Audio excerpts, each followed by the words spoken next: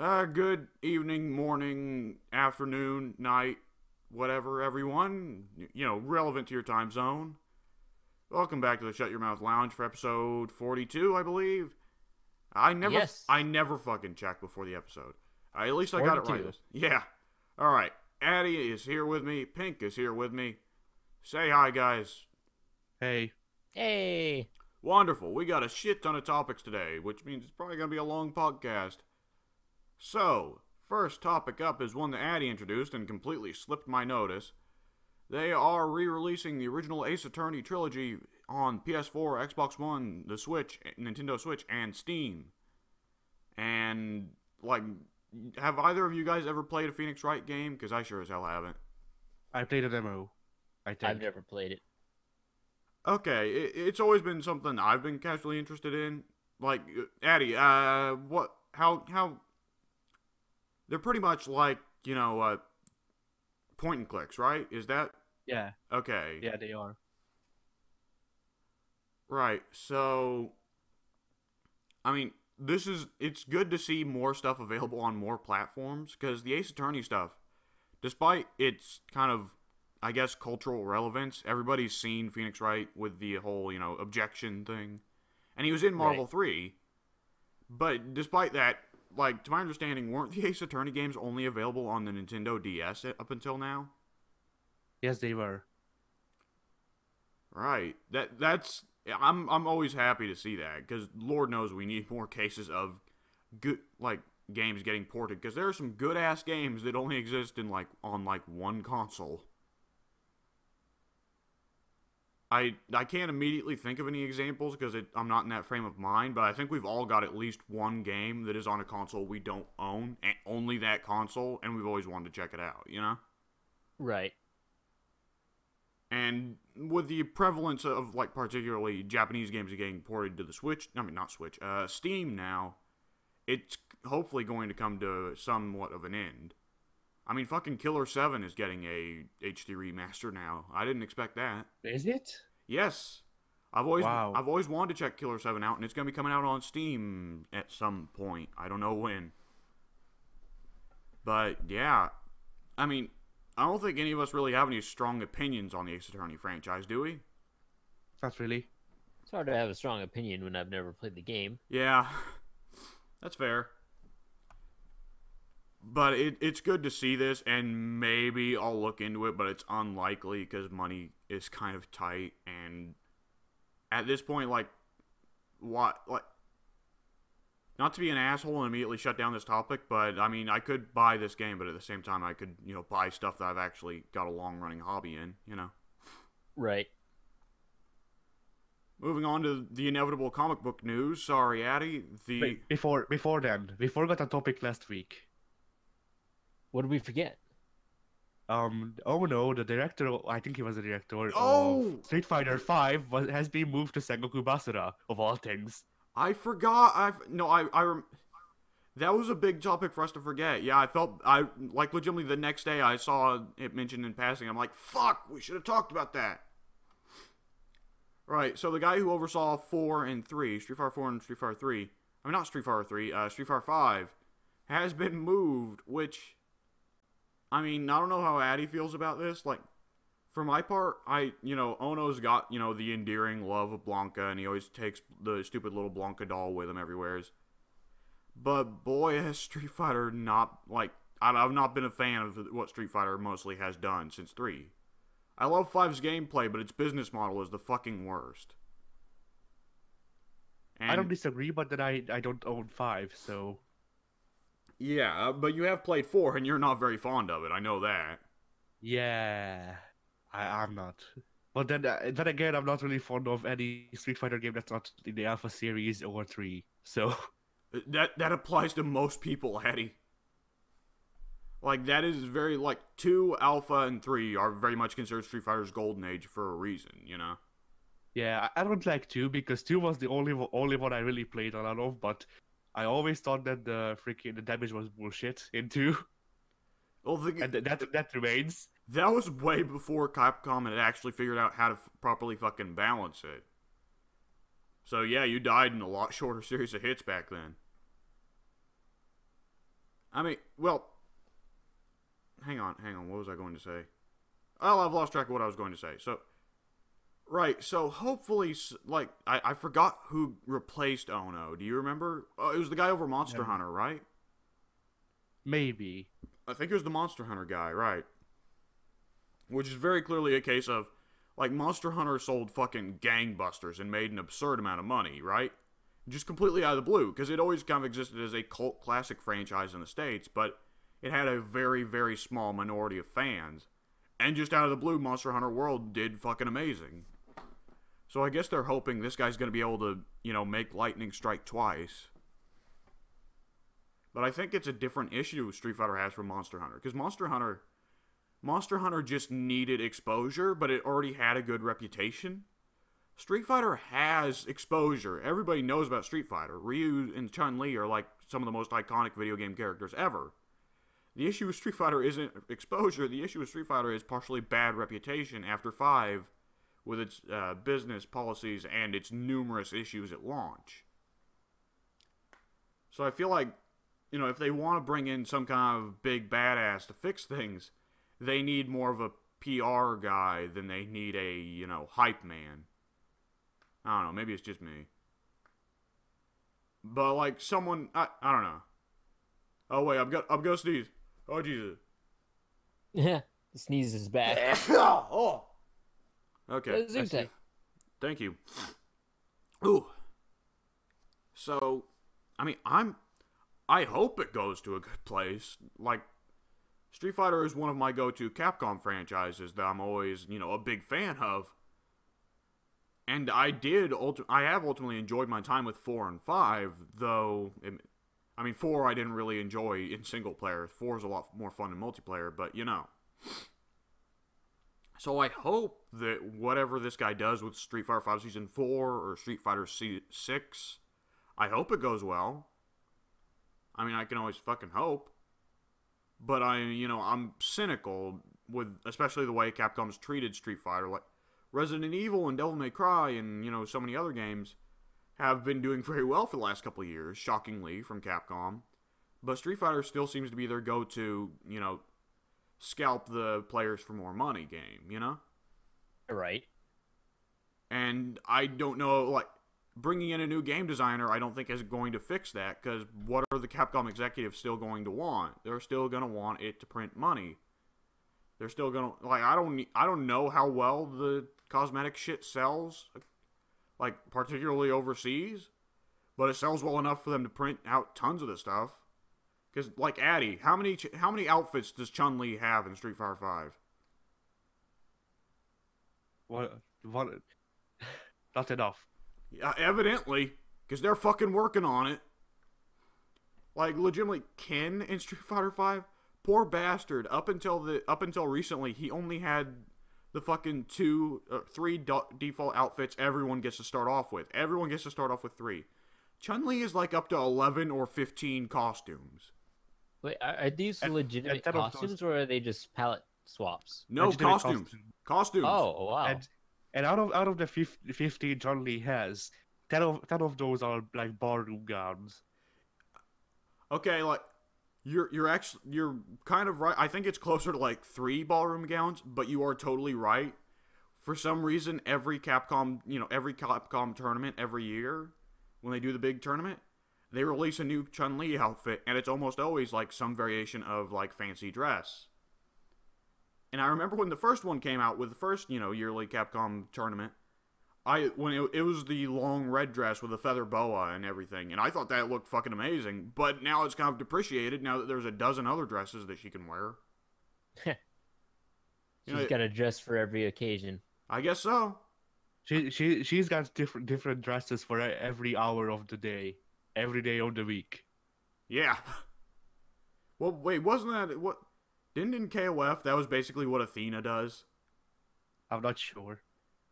I feel like there's definitely been gags about the fact that she has a different outfit in every game. But yeah, so yeah, Street Fighter 5 is Street Fighter 5 is kind of a glorious mess, and hopefully Street Fighter 6 or Street Fighter Season 4 isn't. Right, so back to the topic that we were about to discuss. this is just probably a quick little thing, because I feel like me and Pink are both going to have very curt opinions on this. But the first couple screenshots have been revealed from Joaquin Phoenix's Joker movie. A couple screenshots of him without the makeup, presumably before he becomes the Joker. And one screenshot of him in makeup. And the journalism sites are all calling it him in Joker makeup. But Pink, I wanted to see if you agree with me on this. Is it just me, or does it seem like that's not the Joker makeup? No, that's just typical clown makeup. Yeah, no, I wanna say that's the freaking guy who killed people, the serial killer who was a clown. Yes. Oh shit, I do not remember his name. I'm real bad with serial killer names, but he's like one of the big three. Like people always mention him, Jeffrey Dahmer, Ted Bundy, and shit. What's his name? He's like some boring guy from Wisconsin or some shit, right? Let me look it up. Oh yeah, I know who you're talking about. I'm drawing a blank as well. Yeah, he was a bigger dude. He was balding. Fuck. I cannot remember to save my life here. Huh. Was it Albert Fish? No. No. Oh, come on. It's a different guy. Yeah, he was the guy that was known for originally making clowns scary. Yeah. Like, I'm coming up with every other serial killer. Ed Gein, baby? No. I'm coming up with every other serial killer's name. You know, I'm coming up. I'm coming up with the BTK killer. I'm coming up with fucking oh come on. All right, let's me and Pink keep going while Addie researches serial killers. Right. So to me, it doesn't look like the actual Joker makeup. It looks like John Wayne Gacy. John Wayne Gacy. Yes, that is him. Okay, yeah, it looks like more like John Wayne Gacy when he was actually in his outfit. Now, of course, John Wayne Gacy never actually killed anybody while dressed as a clown. They were separate identities for him. You know, the clown was his good side. But like based off one of the other screenshots we see of Joker without the makeup, presumably before he becomes Joker, mocking a actual circus clown, to me it almost looks like at some point in the movie he's going to, as a joke, put on a bunch of clown makeup and be like, "Oh guys, ain't I silly?" Right. But then again, I think that's mostly me being hopeful, because his hair is green in this screenshot. He also looks like the guy who was in that movie where what? I don't remember the movie's name. Basically the antagonist had like a gun that was just a vacuum. Does not ring a bell, I'm afraid. Is his hair really green in that screenshot, or is it just lighting? I don't think it's lighting, because his skin tone looks the same as usual. I mean, if you look at his ears or lower down on his neck. But yeah, if that's the Joker makeup, let's hear what Addie has to say before me or Pink mouth off, because I think me and Pink are both going to go for the obvious opinion. Alright, so, for my opinion, I think it looks pathetic. Okay, that is what I thought me and Pink would answer. I mean, you'd think that, there are many things that you could think when you see that picture. The Joker is not one of them. Yeah, that's for what it's like. I get that they're trying to make it look like, he's an amateur, so he doesn't know how to apply makeup to himself or something. But, if somebody can't apply makeup, they will make a really shitty job. They won't do perfectly fine, cookie cutter, basically freaking just general what you think of clowns makeup. Like, this looks perfectly made by somebody who knows what they're doing, but is without any creativity. Yeah, that pretty much sums it. Like, the job on the eyebrows, like, it drips a little bit near the tip, but otherwise the curve is perfect, and the mouth was done perfectly, too. Like, is it a shitty job, or is it not? Yeah, it's a freaking, what's the word I'm looking for? It's an unimaginative job by somebody who knows what they're doing. Definitely not an amateur, I'd say. Yes, I'd also say it does not look anything like the comic book character. Yeah, that was well. Because, like, obviously, everything pretty much on the upper side of the face, except for the white paint, is not accurate to the character. Then again, isn't this supposed to be freaking like communist freedom fighter Joker? I think so. Which inevitably leads into the question. I want to say, I get that they're trying to go for a realistic Joker take. Here's the fucking issue. In the movies, we already got realistic Joker take. We got Heath Ledger. Why go back to that well? I mean, I know they're trying to make lightning strike twice because fucking idiots. But I mean, this is firmly in the territory of why would you go back? Well, will this freaking actor kill himself as well? Joaquin Phoenix? No, he'll probably just go crazy and then act like an asshole towards David Letterman again. So, the thing... Like, I know that... I'm definitely going to take a shot in the dark here and say that Pink isn't a big fan of Heath Ledger's portrayal of Joker. There are definitely many things I found wrong with it. I don't have any strong opinions one way or another, because I can't really judge Heath Ledger's Joker because I didn't like the movie and haven't watched it since my first initial viewing. So I have no real way to judge his character or how he performed. Yeah, so, I mean, obviously, there's like two groups here. There's people who didn't like Heath Ledger's Joker, and chances are they didn't like it because it tried to go for a more realistic take. So guess what? They're gonna fucking hate this. And the alternative group are the people who loved Heath Ledger and don't really want to see it done by somebody else. Like, I mean, I still loved Heath Ledger's job as Joker, though of course, I'm not as huge on it now as I used to be. And for those of you who aren't aware, I used to be a absurdly, creepily big fan of Heath Ledger's Joker, which Addie and Pink are both well aware of. And I do not want to see Joaquin Phoenix go do that again, because Heath Ledger already did it, and nobody's probably going to do it better than Heath Ledger did. Like, dare to do an actual, accurate to the comics Joker, I mean.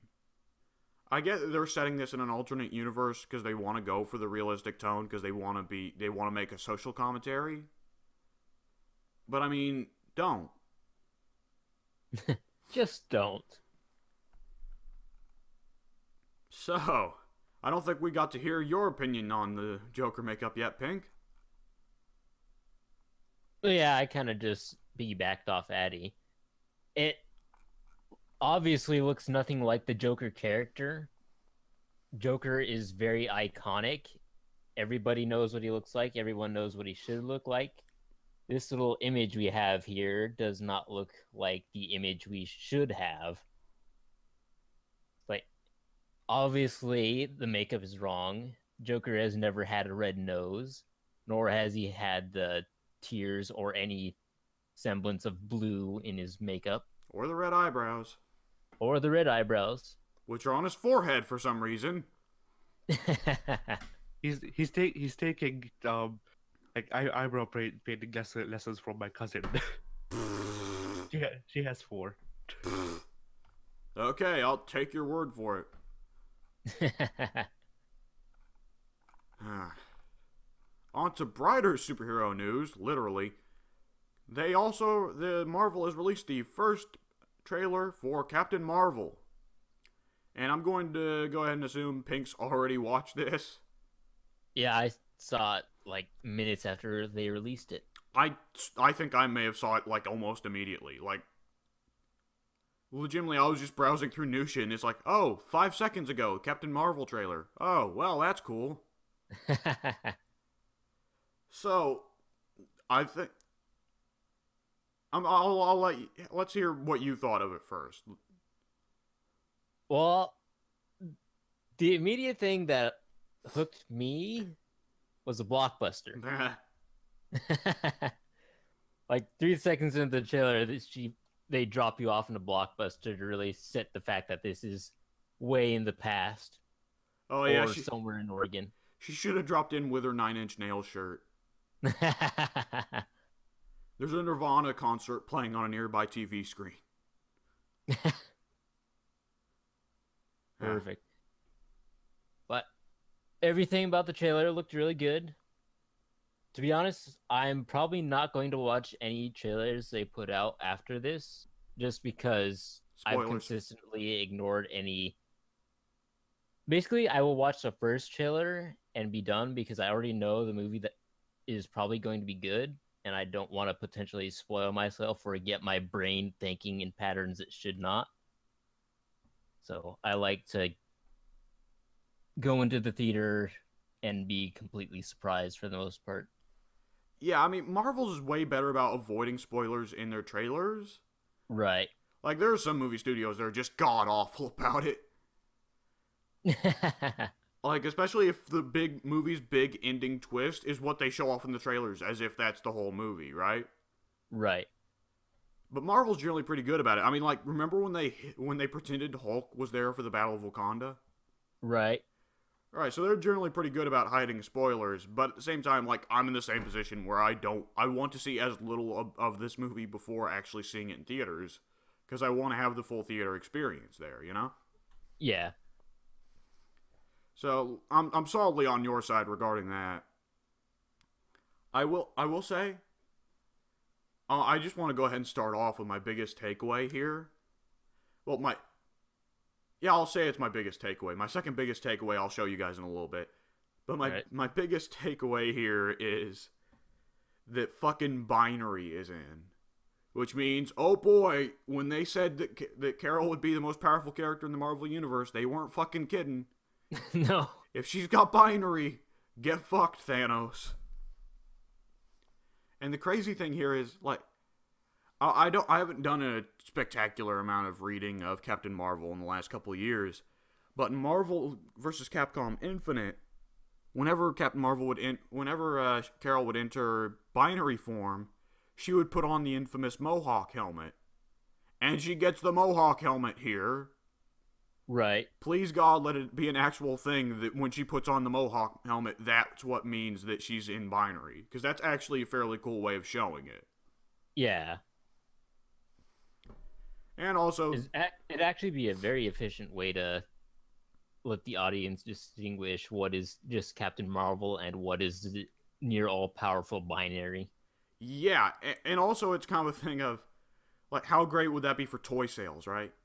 Right. Because now they can sell 2 different versions of her. Oh, 3 different versions of her, because they can sell the version where she's in the green suit. Yeah. They got this all planned out. Yeah. I will say it's also not niece. It's niece. God. It's neat to see them bring back some of the old MCU characters. Like Phil Coulson with lots of hair on his head. Never thought I'd see that. Fucking Samuel L. Jackson with hair. How long's it been since we've seen that? Like 2 decades now. Yeah. And of course, Ronan and Korath are back, so, you know. Yeah. Again, you know, I hope to God they turn Ronan into something more of a character instead of just generic villain, but I'm not too hopeful. I really like Lee Pace, so I'm hoping the same thing. Yeah, I don't know anything about Lee Pace, don't really know him as an actor. I just really like Ronan from the Annihilation event mostly, but yeah. Ronan's had good moments in the comics, and they haven't been properly reflected in the movies yet, I think. Yeah. He was just little underling number 2 in Guardians of the Galaxy, so it would be nice to see him get some more development, even though he will inevitably die much later on in the timeline. Yeah. It'd be nice to flesh him out in the past. Yeah, that's always the funny thing with prequels is, oh, hey, you're dead. Yeah, Ronan dead. Korath dead. Hey, Nick's alive. We don't know for sure about fucking Coulson. They still refuse to answer that shit. Did he get killed by Deadpool? No, he got killed by Loki, but then the TV shows brought him back, but the movies haven't acknowledged it yet. So it's not clear whether the TV shows are canon in the first place, because the movies refuse to acknowledge them. Right. I know, his name just slipped in my mind. Who directed the Avengers? Joss Whedon. Joss Whedon. I'm pretty sure Joss Whedon has said that Agents of S.H.I.E.L.D. wasn't canon, but then I've heard people tell me Agents of S.H.I.E.L.D. is canon because some stuff they did in that show helped build up to Avengers Age of Ultron. I wouldn't know if they're lying to my face or not because I haven't watched Agents of S.H.I.E.L.D. because I found it to be terrible, and I haven't watched Age of Ultron again since I first saw it because that was also terrible. Yeah, I So mean, maybe it would be best if those two universes were kept separate. I'm fine with if they got brought together because Agents of S.H.I.E.L.D. showed off a lot of characters that will never get brought into the movies. And I'm happy to, like, Absorbing Man is never going to get brought into the fucking movies, but he showed up in the TV show, apparently. So I'm happy that he got at least some acknowledgement, you know. I mean, like, the thing with the movie and TV shows with Marvel, we're going to be fucking lucky if we actually get that Charlie Cox Daredevil cameo in Avengers 4. Yeah. Because I'm still cynical that's going to happen at all, you know? Mm-hmm. And not even because they wouldn't be able to fit it in. I just don't think Kevin Feige would want I don't think Kevin Feige wants the TV shows interfering with his shit. Right. Because the TV shows very clearly go in a different direction than the movies. And I think you can quite easily tell that Kevin Feige does not want anything to do with that stuff. Right. So the Captain Marvel looks really good. I don't know what to think of Brie Larson. She's very stone-faced here, which, I mean, that's probably fitting for Carol, though. Yeah. I don't think I've seen Brie Larson in anything. So I don't have any strong opinions on her yet. I feel like I might have. She might have been the love interest in Whiplash. It was either her or the Supergirl actress. I forget which. Shit. Whatever. Like, I don't know. I don't know what to think of that casting. I will say it is an odd choice to give her amnesia and make it seem like she's been with the Kree for fucking ever. That is kind of strange, but I mean, my memory is not good. It's been a long time since I've read anything Carol Danvers related, but I'm pretty sure way back when she first debuted, she kind of had like a amnesia or split personality as well, where Carol Danvers didn't know that she was Captain Marvel. I've never heard of that, but with old style comics, I'd believe you. I will say the main thing that makes sense about it is this means that they get to cut out like the entire stretch of Marvel, you know, and pretty much just cut down to the cancer. Right. Which with Marvel, like, I mean, Marvel had some neat stuff back in the 70s, but for the most part, nowadays when you hear about Marvel, you think cancer. Yeah. It's like Captain Marvel, he's the guy that died.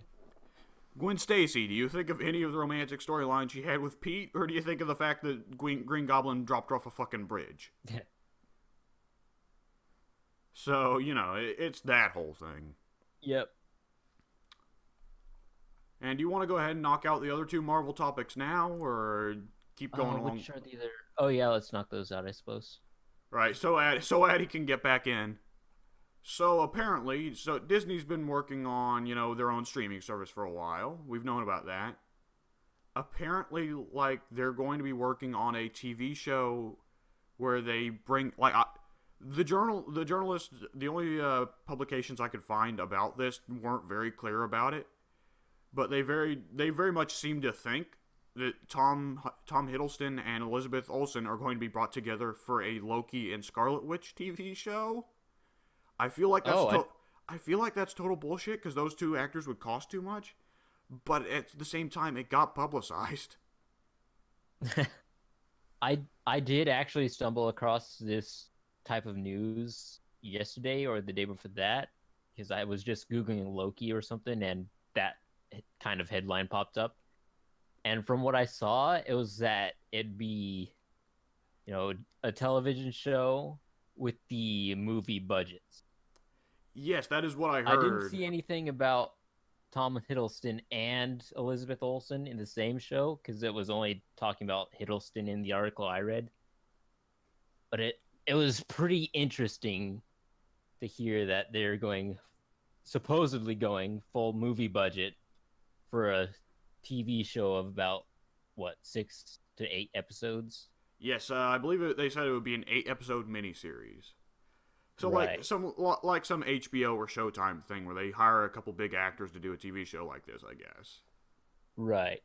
Yeah, it's just kind of surprising to me that DC would shell out for, like, a show, but, like, a show devoted to, I mean, Loki's probably one of the most popular characters to come out of the MCU, but Scarlet Witch kind of isn't. Yeah. Which, I mean, makes sense, because they cut most of what made Scarlet Witch unique in the comics, so, you know. But my thing here is, what's the relation between Loki and Scarlet Witch? Other than the fact that Loki's staff is what the Nazis used to create Scarlet Witch. They're both magic. I guess. I feel like if they really wanted to fucking go for it, you know how there was the occasional storyline in Marvel where Loki would show up on Earth, and it wasn't to kill anybody or take over the world. It's because he wanted to go meet with one of his kids that he had on Earth. Right. Like, I think there was an actual storyline where him and Spider-Man teamed up to protect his daughter from a supervillain or something. So it'd be interesting if they kind of went for that, where Loki almost regards Scarlet Witch as his progeny, and they could do something interesting with that. But at the same time, you know, I could be just completely batshit fucking crazy. They'll come up with some other reason to throw Loki and Scarlet Witch together. Maybe it's their adventures in the Soul Stone. But this has to be a prequel, right? Because Loki is totally fucking dead. There's no way that, like, they'll bring back the people that got dusted, but Loki is fucking gone, you know? Probably. Loki. You never know, though. I'm at a loss. I have no idea which direction they're going to go. I think they're firmly gonna say he's dead, because Loki's just defied death too many fucking times at this point. Where, you know, if they bring him back again, then we'll refuse to believe Loki can ever die. He's like a phoenix. Oh no, well, speaking of phoenixes,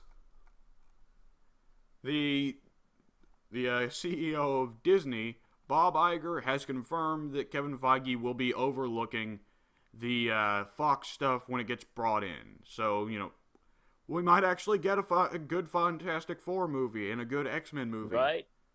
Good fucking You Lord. know, strange times we live in. Strange times to see Marvel actually all under one license. Yeah. Except Namor, but who cares about Namor? But, yeah, Who even owns Namor? I don't even remember. Universal does.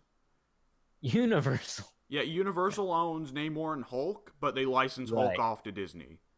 Right. Which is why Hulk doesn't get... That's why Hulk doesn't get movies. Yeah. He gets supporting roles, yeah. Because the one that Disney and Universal did as like a deal was a fucking disaster, so hey.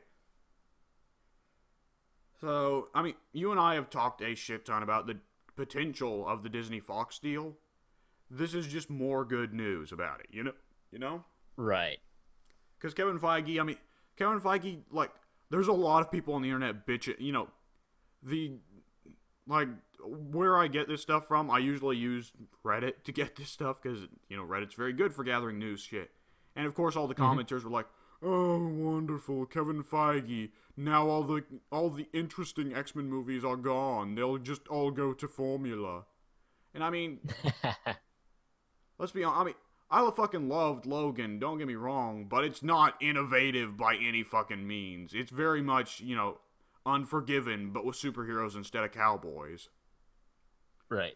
And Deadpool was a lot of fun, and I have a strong feeling that Kevin Feige is not going to touch Deadpool. Kevin Feige's going to be like, okay, Ryan, you go do your thing. Please stay the fuck away from our family movies and just go be Deadpool over there, please. Make us money and do nothing else. Yes. Ryan Reynolds typecast himself as Deadpool. Well, I mean, considering the alternative is fucking Green Lantern, I'd be happy with Deadpool. Green Deadpool. I'm glad Ryan Reynolds typecasted himself as Deadpool, because I don't want to see him anywhere else. I don't know. So you hate Hal Jordan? Or even Hal Jordan? Well, yes, I do hate Hal Jordan, but that's not... It's a separate thing. I could see a good actor trying to portray Hal Jordan. I just don't like Ryan Reynolds outside of Deadpool. He doesn't do anything for me. He doesn't strike me as particularly entertaining outside the role of Deadpool. The thing is, I have not seen him as Deadpool. I have not seen him outside of Deadpool, so Yeah. I have no opinion on the man. Like most American celebrities, right? Ha! I mean, technically, I know a couple of actors. I just don't know their names. Yeah, I guess The, that's the, true. the two I do know for a fact are Wesley Snipes and Jackie Chan, and that's it. And Jackie Chan isn't even American. Yeah. Yeah, he does lots of American flicks, though. Alright, let's move back to the whatever topic we were about to talk about. Oh, right. Pink's favorite topic. Guess what? They're fucking trying again with The Last Airbender. Oh yes. Yes, Oh. yes, yes. Directed by M. Night Shyamalan. I mean, honestly, that might not be as terrible as this may turn out. My question is why? Because the movie made more sense. Movies are like big business, and movies are like a thing that everybody does. You know, I mean, a lot of people likely haven't watched, the original Nickelodeon animated series because it's a cartoon, and a lot of people are still like cartoons are for kids, you know? So movies make sense because they get more exposure for the series, right?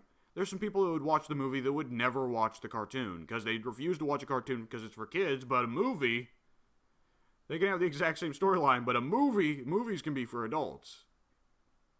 But why a live-action TV series on Netflix? Because Netflix is quality. Just ask any of the Marvel TV shows. Well, I mean, I know you're trying to crack a joke there, but most of the Netflix Marvel TV shows are actually pretty good. I don't know, the only ones I've really heard about are bloody Iron Fist and Arrow. Arrow is DC and not Netflix. It is CW. Ah. I like how my Discord crapped out just as we started talking about live action Avatar. Even it knew that this was going to fail. Yeah, I was trying to cover there. Like, boy, I was expecting Pink to talk more about this. I guess he's just so consumed with rage that he's muted his mic, and started tearing his room apart. Yeah, I just let out a gruff groan and turned everything off and punched a few holes in the wall. Okay, so basically what you missed was I said, like, adapting Last Airbender to movies makes sense because movies get more exposure. And the thing with cartoons is that there's lots of, people who won't watch a cartoon because they think it's for kids, but they'd go and watch it in the theater. But I don't think that putting it in a live action TV show on Netflix is going to get the same exposure that movies would. So, Netflix can provide exposure, but the problem here is that with a limited budget, you cannot adapt everything The Last Airbender had. You can't adapt most of the stuff that Last Airbender had. One of the main characters is a flying bison, and they have a little lemur monkey thing that follows them around everywhere. So those are two animals that would be very not cost effective, very costly on the CGI department that they might not even have over in Netflix. You can replace them with sock puppets. Oh yeah, just bring in a lot of big Muppets and that'll take care of everything. No, just like do it like they did in the 70s. Just make a sock puppet of Apu or not Apu. Yeah. Was that the name of the bison? I have no idea what you're... Or Appa. Yeah, Appa. So, just make a sock puppet of Appa, like, I don't know, just a toy-sized thing. Shoot its movement on a green screen, and then just chroma key the people in. Chroma key them in? Right. You know what'd be better than putting them in chroma key? Buy a bunch of fucking action figures of the cast from when the show was on, and then just put them on the puppet. Do a stop-motion animation. Yeah, you have to glue them to the puppet, though, so they don't fall off. And they're all stuck in the same pose as just the dude with the hand and the puppet pathetically waves it up and down to indicate them flying. But no, it's not even figures of the characters. The puppet is just so small that it's just army man figures. They're just kind of shittily painted to look like the cast. Yeah. Aang doesn't even have a proper arrow on his head. It's just more of a blue line or a blue scribble. If you look, Egg, they messed up the egg painting, so it's actually only from Shaolin Showdown. Well, the joke's dead. Thanks, Addy. Asinine reference to old 2000s TV show. All right, wonderful. So here's my thing. Keep in mind how low the budget is for the Marvel stuff. Because that shit they film in New York, half the scenes could be filmed in just the fucking back room of the warehouse at the film studio, right? Right. And think of how low budget it is for them actually getting to use their superpowers. How many times does Iron Fist get to use his Iron Fist? How many times does Jessica get to actually lift something? How many times does... Exactly. How many times does Luke actually get to shrug off bullets? So... And now, how are they going to handle all the bending? Not just that. What I was getting around to was they're filming in New York, and half the shit, like, is probably filmed in the back room of a studio. Avatar: The Last Airbender, they need to actually fucking film that shit in, like, Tibet or something. Right. Oh, man, will they... Does Netflix have a big audience in China? Will they cut the Tibet stuff? Because the Tibet stuff was, like, central to the fucking series, but if they... This show will be fucking banned in China if they don't cut it. Right. Guest appearance by Winnie the Pooh. Did the original Last Airbender animated series make it to China? I have no idea. I feel like it wouldn't have. Let me check. Because, I mean, if they don't get ported over to China, then they're going to be cutting themselves out of a lot of money because China will watch fucking anything for some reason. Even if it's complete and utter fucking dumpster fire. But at the same time, if you try to cut the Tibetan influences from Last Airbender, you might as well just torch the entire fucking wind-bent airbenders altogether. So, it's actually not banned in China. It's actually not banned in China? No, it's one of the more popular cartoons there because it actually got translated into Chinese. Huh. I would not have expected that.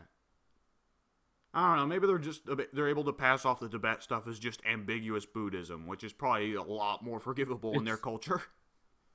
No, they passed it off as fiction. Oh. Well, I mean, Doctor Strange, they had to change the ancient one from Tibetan to Celtic.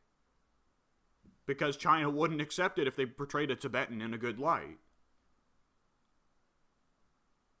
And there's a couple of celebrities. I want to say Richard Gere, but I feel like Richard Gere may have done something else entirely to ruin his career. But, like, Richard Gere or Keanu Reeves have notably had their careers decline after they were vocally pro-Tibet in politics. Now, I say that, but Richard Gere's career was probably also destroyed by a hamster in the ass, but, you know. Where did that rumor start? I don't even know what you're talking about. Me neither. Okay, I'll keep it to myself. Like I've heard people talk about the rumor that some freaking guy got a gerbil up his ass, but then I don't know where it started, or nor do I know the rumor. Yeah, it was. I think it was false, but there was a rumor at one point that Richard Gere was like such a head. There's a weird fetish some people have for like putting sugar in their asses, and then putting a gerbil up there, and the gerbil eats all the sugar, and apparently they find that not attractive. Pleasurable, arousing. Yes, and there was a rumor going around for a while that Richard Gere was such a hedonist that he did it. And I don't think it was ever true, but it pretty much annihilated Richard Gere's career. I mean, is it better or worse than one of our celebrities actually having his balls ironed? On TV. Okay, well that changes it. When you do it on TV, then it's a publicity stunt. When you do it in private, it's a scandal. When you do it in public, it's a publicity stunt. That's American celebrityism for you. But at the same time, I'm talking about Richard Gere. I have a strong feeling that Richard Gere's career was probably destroyed by something else entirely, like probably a sex abuse scandal that had nothing to do with gerbils, but may have had something to do with unwilling women or children. I do not know. So, classic Alex talks about what he doesn't know. It's the power of Alex. It's my superpower. So, In short, The Last Airbender live-action series, you know what we're going to take a shot and say? It's probably going to be... It's going to fail. It's probably going to be some hot garbage. Some hot, freshly cooked garbage. Wait for season 2 where we do a time skip and return to Legend of Korra. Oh, man. Yeah, I forgot. I'm going to have to make Pink suffer through Legend of Korra with me, aren't I? Oh, man. In our next bit of news, it's a typical bit of Soul Calibur 6 news for the week, because Lord knows we haven't got enough of that. Raphael... Also... Oh, Jesus, Addy, what are you doing? Or do I need a timestamp? Warn me of the... Okay. No. Okay. It just adds to this to pick. Okay, so Soul Calibur 6, guess what? Raphael's gonna be in the game. Shocker. I mean, on one hand, I know Addy's gonna be happy to get his main in. At the same time, did anyone ever expect Raphael not to be in? He's one of their most iconic characters at this point. Right. The more important But bit... he has glasses now. Who would have thought? Yeah, Raphael's getting old, except it's in the past, so what? Turning into a vampire freaking fixed his eyesight as well. This is before Soul Calibur 2, isn't it? Right. And he doesn't become a vampire until like Wait. Soul Calibur 3. This is before? Yes, I think it is. It's between 1 and 2. Well then. But Siegfried Sipper from Nightmare for some reason. I could have sworn we've talked thoroughly about this at one point. Well, I could have swore I talked thoroughly about Richard Gere shoving a gerbil up his ass before on the podcast, but evidently I haven't, because you guys didn't bring it up. If Mike was here, then, man, we'd have had a full conversation about Richard Gere shoving a gerbil up his ass. Next, if we ever get Mike on the podcast, that's the first thing I'm going to ask him. Like, hey, Mike, I forget, was Richard Gere's career destroyed because he shoved a gerbil up his ass? And Mike's going to be like, Alex, this is like the 6th time you've asked me this question. Please stop. Just in the last 5 minutes. Right, so the bigger bit of Soul Calibur 6 news is they're going to be doing a beta from September 28th to the 30th. So, I don't know. I'm not the kind of guy to sign up for betas, but I mean, that does interest me.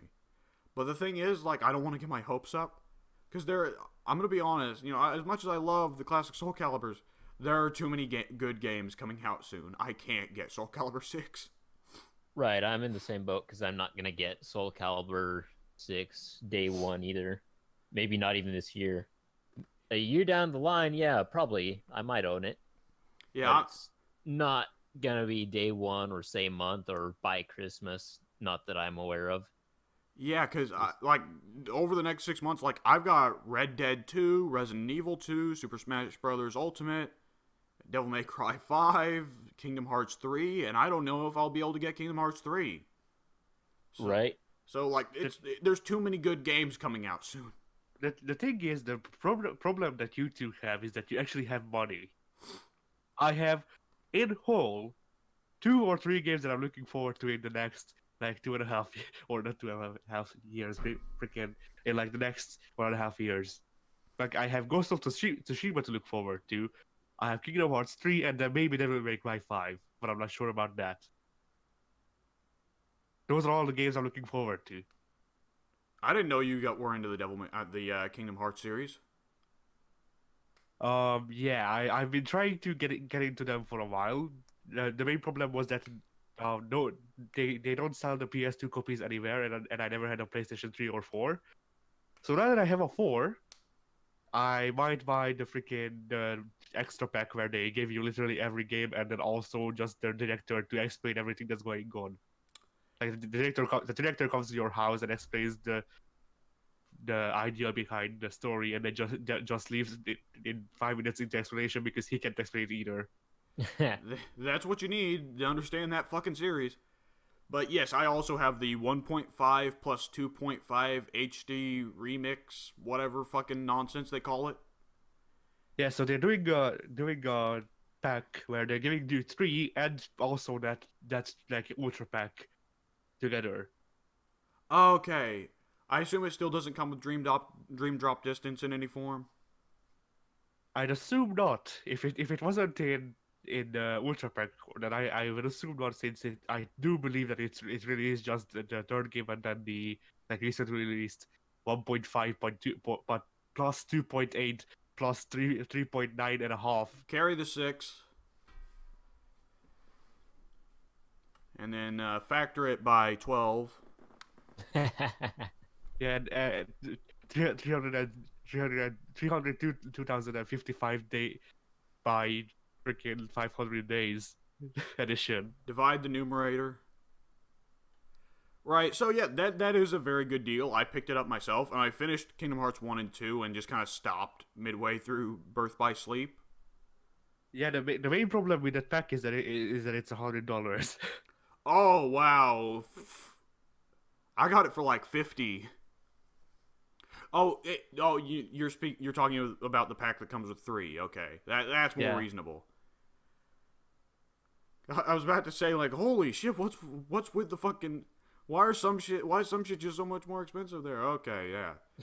Yeah, so it's called the Kingdom Hearts All-in-One package, and it gives me. If they even say it, it's not. It gives me. It's not all of them. It's not all of them. It leaves out Dream Drop Distance. And Dream Drop Distance is actually one of the most important games in the series.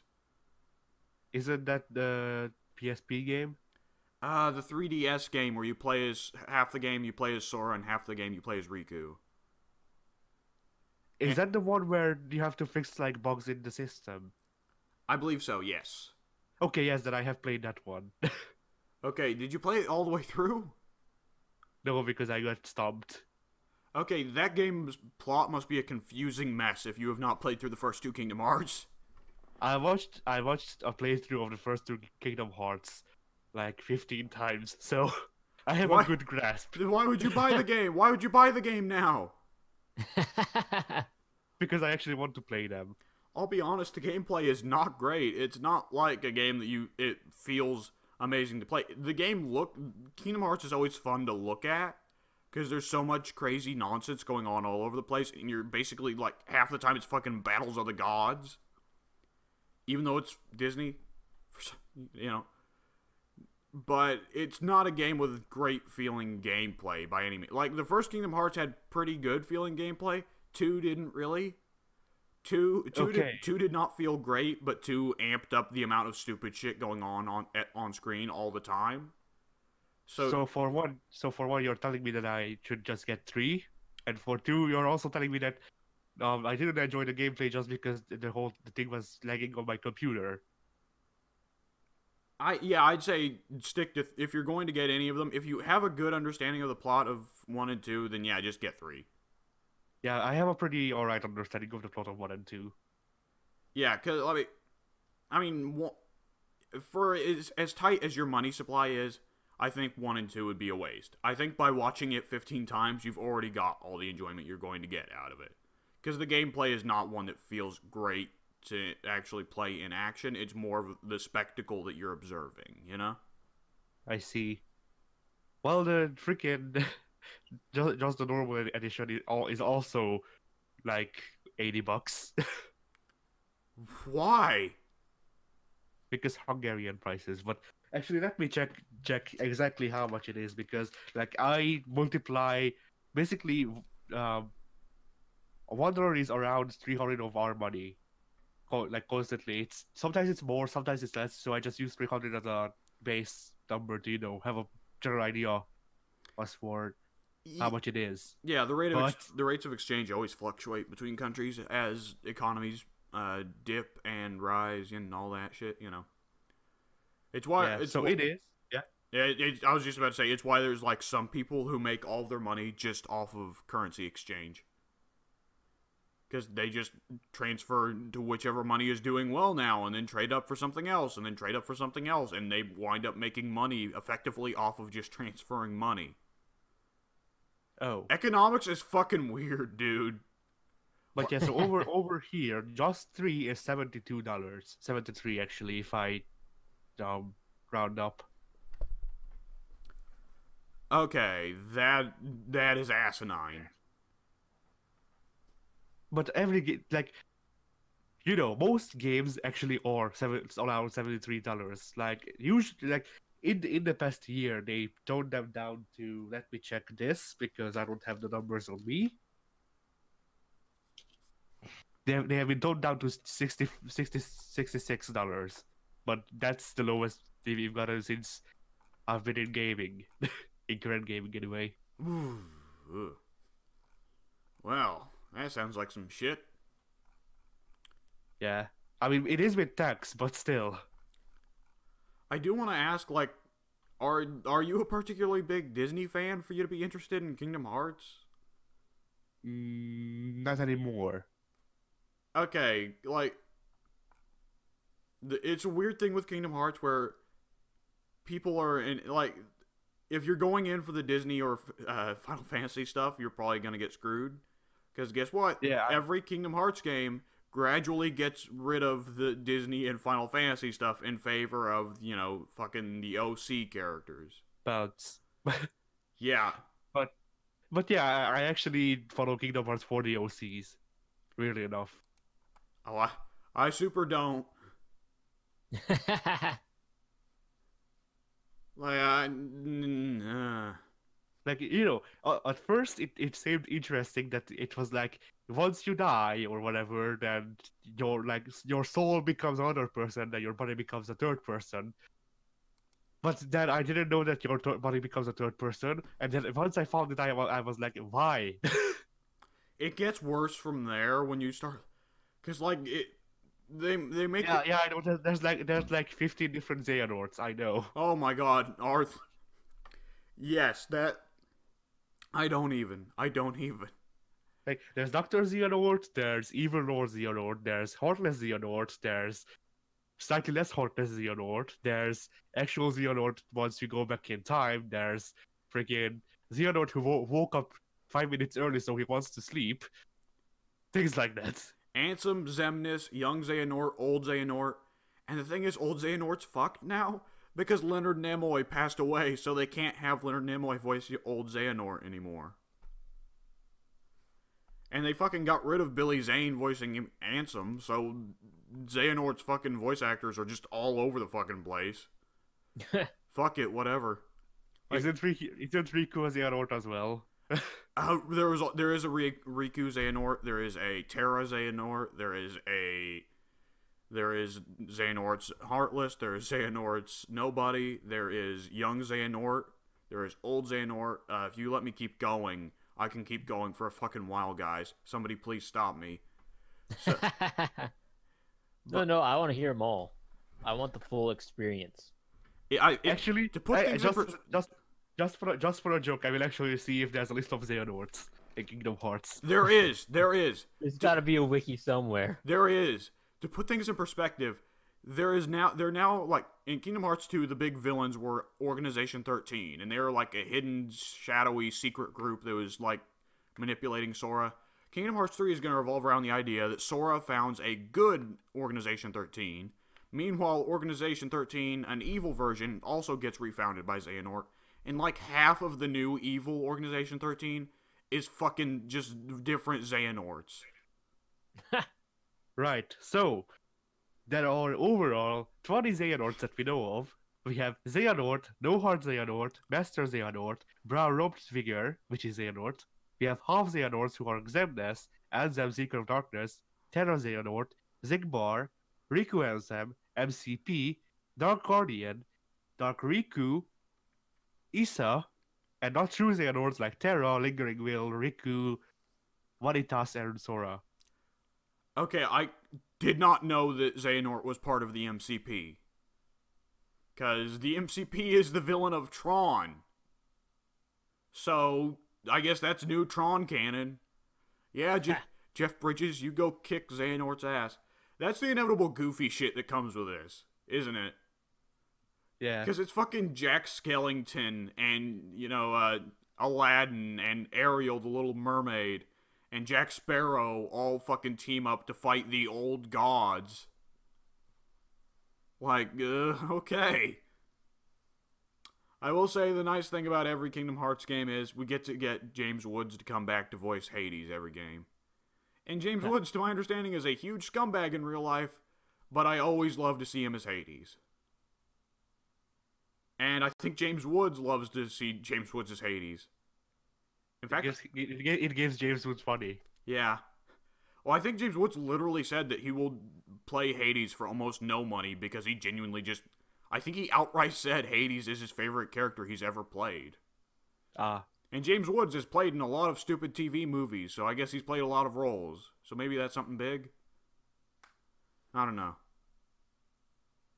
But, hey, on a note, not talking about the bizarro dumpster fire that is Kingdom Hearts, my designated guilty pleasure series. PlayStation is coming out with a PlayStation Classic to be kind of competitive with, the NES Classic. And my first question is, what classics were there on PlayStation 1 aside from Final Fantasy VII? Well, if you give me a moment, I'm in the middle of bringing Probably the first 2 Tekkens, now that I think about it, but... Yes, I am trying to look up the game lineup right now. Let's see. It comes with 20 preloaded games. And it comes with... Alright, yes. Let's see. Oh, I guess they didn't release the full list because I'm looking at Sony's actual article here. And it says it will come with 20 preloaded games. It will come with Final Fantasy VII. That's a classic. Jumping Flash? Never heard of it. Isn't that the rabbit game where you're like a mecha rabbit? Maybe? Let me look it up.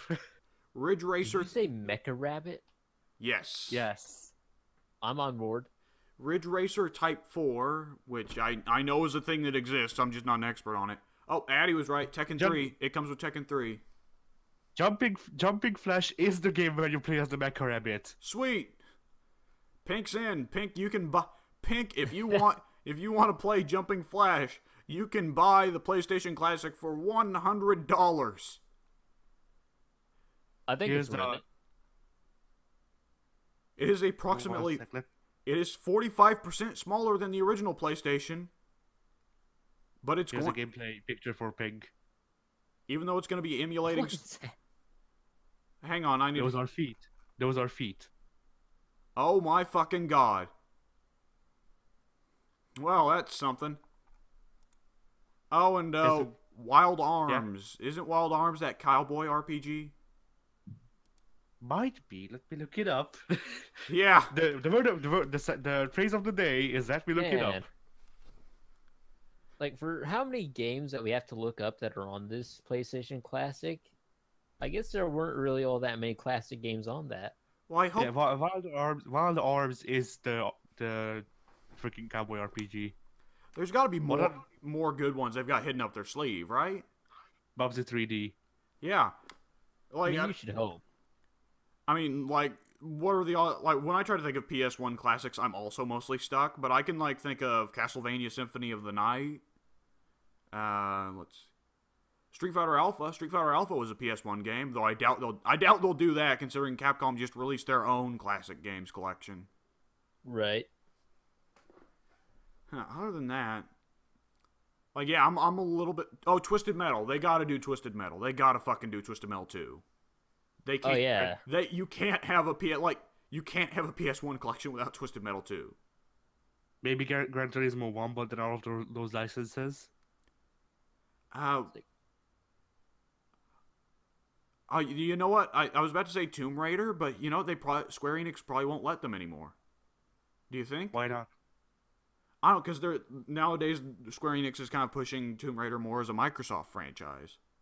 Yeah, they do, but then the freaking game wasn't released in the new game wasn't released in Game Pass, so... Yeah, well, the fucking modern Tomb Raider games are a train wreck to begin with, so hey. I don't know, Blood Omen? You remember the game that started the Legacy of Kain series? Remember that old series? I've only heard of the Legacy of Kain series from a freaking, like, Naruto fan series. Oh, wonderful. Yeah, the fan series had Kain come in and then just leave. Like, literally, for unseen. He came in, they mistaked him for the leader of the Akatsuki, and then he left. Why do you read this shit? What do you mean read? Oh, God. This was animated. Oh, God. Oh. Okay, so it was... I assume if it was animated, then it was probably a comedy? It was what? You cut out. If it was animated, then it was probably a comedy. Yes, it was supposed to be a parody of Naruto from the eyes of the antagonists of the first half of Shippuden. Okay, it's probably still hot garbage, but it makes more sense. I mean, Anything involved with Naruto is hot garbage, but you know. well, just to paint a picture, Please don't. Please. Just one sentence. So, the leader of the Akatsuki is called Pain, as in feeling pain. So his team, where the one time we actually hear it, is Pain by 3 Days Grace. I figured. All right, can we please stop? Can we please stop talking about this? Yeah. So I mean, I do not remember. Has anyone here even owned the PS1? No, my dad did. I played Soul Calibur or Soul Edge rather on PlayStation 1 when I was like 6. That's when I was a wee lad, I only have 2 memories of any PS1 games we had. That was Twisted Metal and that old Marvel Superheroes fighter. I think it's just called Marvel Superheroes legitimately. Oh. Yeah, my only, like, I don't even remember actually playing freaking Soul Edge on the PlayStation 1. The only reason I know that I played Soul Edge on the PlayStation 1 is because for years, and even now, when Chun-Li comes up, my family calls her Songmina because I used to call her Songmina. Huh. Because, you know, when you're a little kid and you can't read, especially not English. Now here's the alternative question. How many games for PS1 did you own that you played on PS2 instead? None. Because backwards compatibility used to be a thing. Right. I think I only had like 2 myself, so yeah. The PS1 was not exactly like... That whole era was mostly not exactly the golden era of gaming. Yeah. Now, I think somebody would inevitably invoke, Ocarina of Time and Majora's Mask. I don't think any of us here have played those games. I did. I didn't like them. Oh, shit. Not to completion, but I did play both of those games, and I found them inferior to A Link to the Past. I think Link to the Past is the weird one where it never gets, like, the respect from journalists, but if you ask any Zelda fans what their favorite one is, they're always going to say Link to the Past. The thing is, I hate Zelda. So... Right, but you've played most of them, right? No, I played Ocarina of Time on freaking... What was the other one? On that 64. Do not know. Oh, Majora's Mask. Okay, I wasn't thinking. Yeah, I wasn't Majora's thinking. Mask. Yeah, I played Ocarina of Time, Majora's Mask, Link to the Past, and the original. And out of those, the only one I can sort of enjoy is A Link to the Past. That sounds accurate to what I've heard. Yeah. Was that I one? thought Wind Waker was alright, but I never actually finished it. Oh, right, I also played freaking Spirit Tracks. That was hot garbage. Yeah. Yeah, I heard both of the Wind Waker sequels on the DS were terrible. Though I think now Breath of the Wild is supposed to be a Wind Waker sequel, isn't it? Because isn't it supposed to be like the world rebuilding after the Wind Waker flood goes away? I had no idea. I didn't think any of the Zelda series were canon to one another. Oh, they all are. It's fucking weird. Dude, have you never seen the Zelda timeline? It's fucking nuts.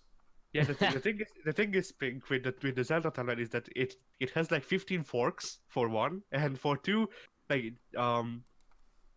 it's like separate reincarnations of the same people. So every time your Link is actually the old Link, only reincarnated. Zelda is the same Zelda, just reincarnated.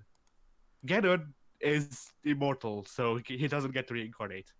Okay, here's the thing, Pink. I mean, Addy, you said 15 forks, right? Yeah. 15 is my go-to big number, I guess. Try 1 fork. So, a little bit wrong on that part. But yeah, like, it does fork off after Ocarina of Time, but it forks off only in 3 directions. Yeah, you die, you There's live, and then you fail, isn't it? there's one where Link loses in Ocarina of Time. There's 2 where Link wins in Ocarina of Time, but one where he goes back in time to live out his childhood, and one where he decides to stay as an adult in the Ocarina timeline. And somehow that's the one that leads to Wind Waker.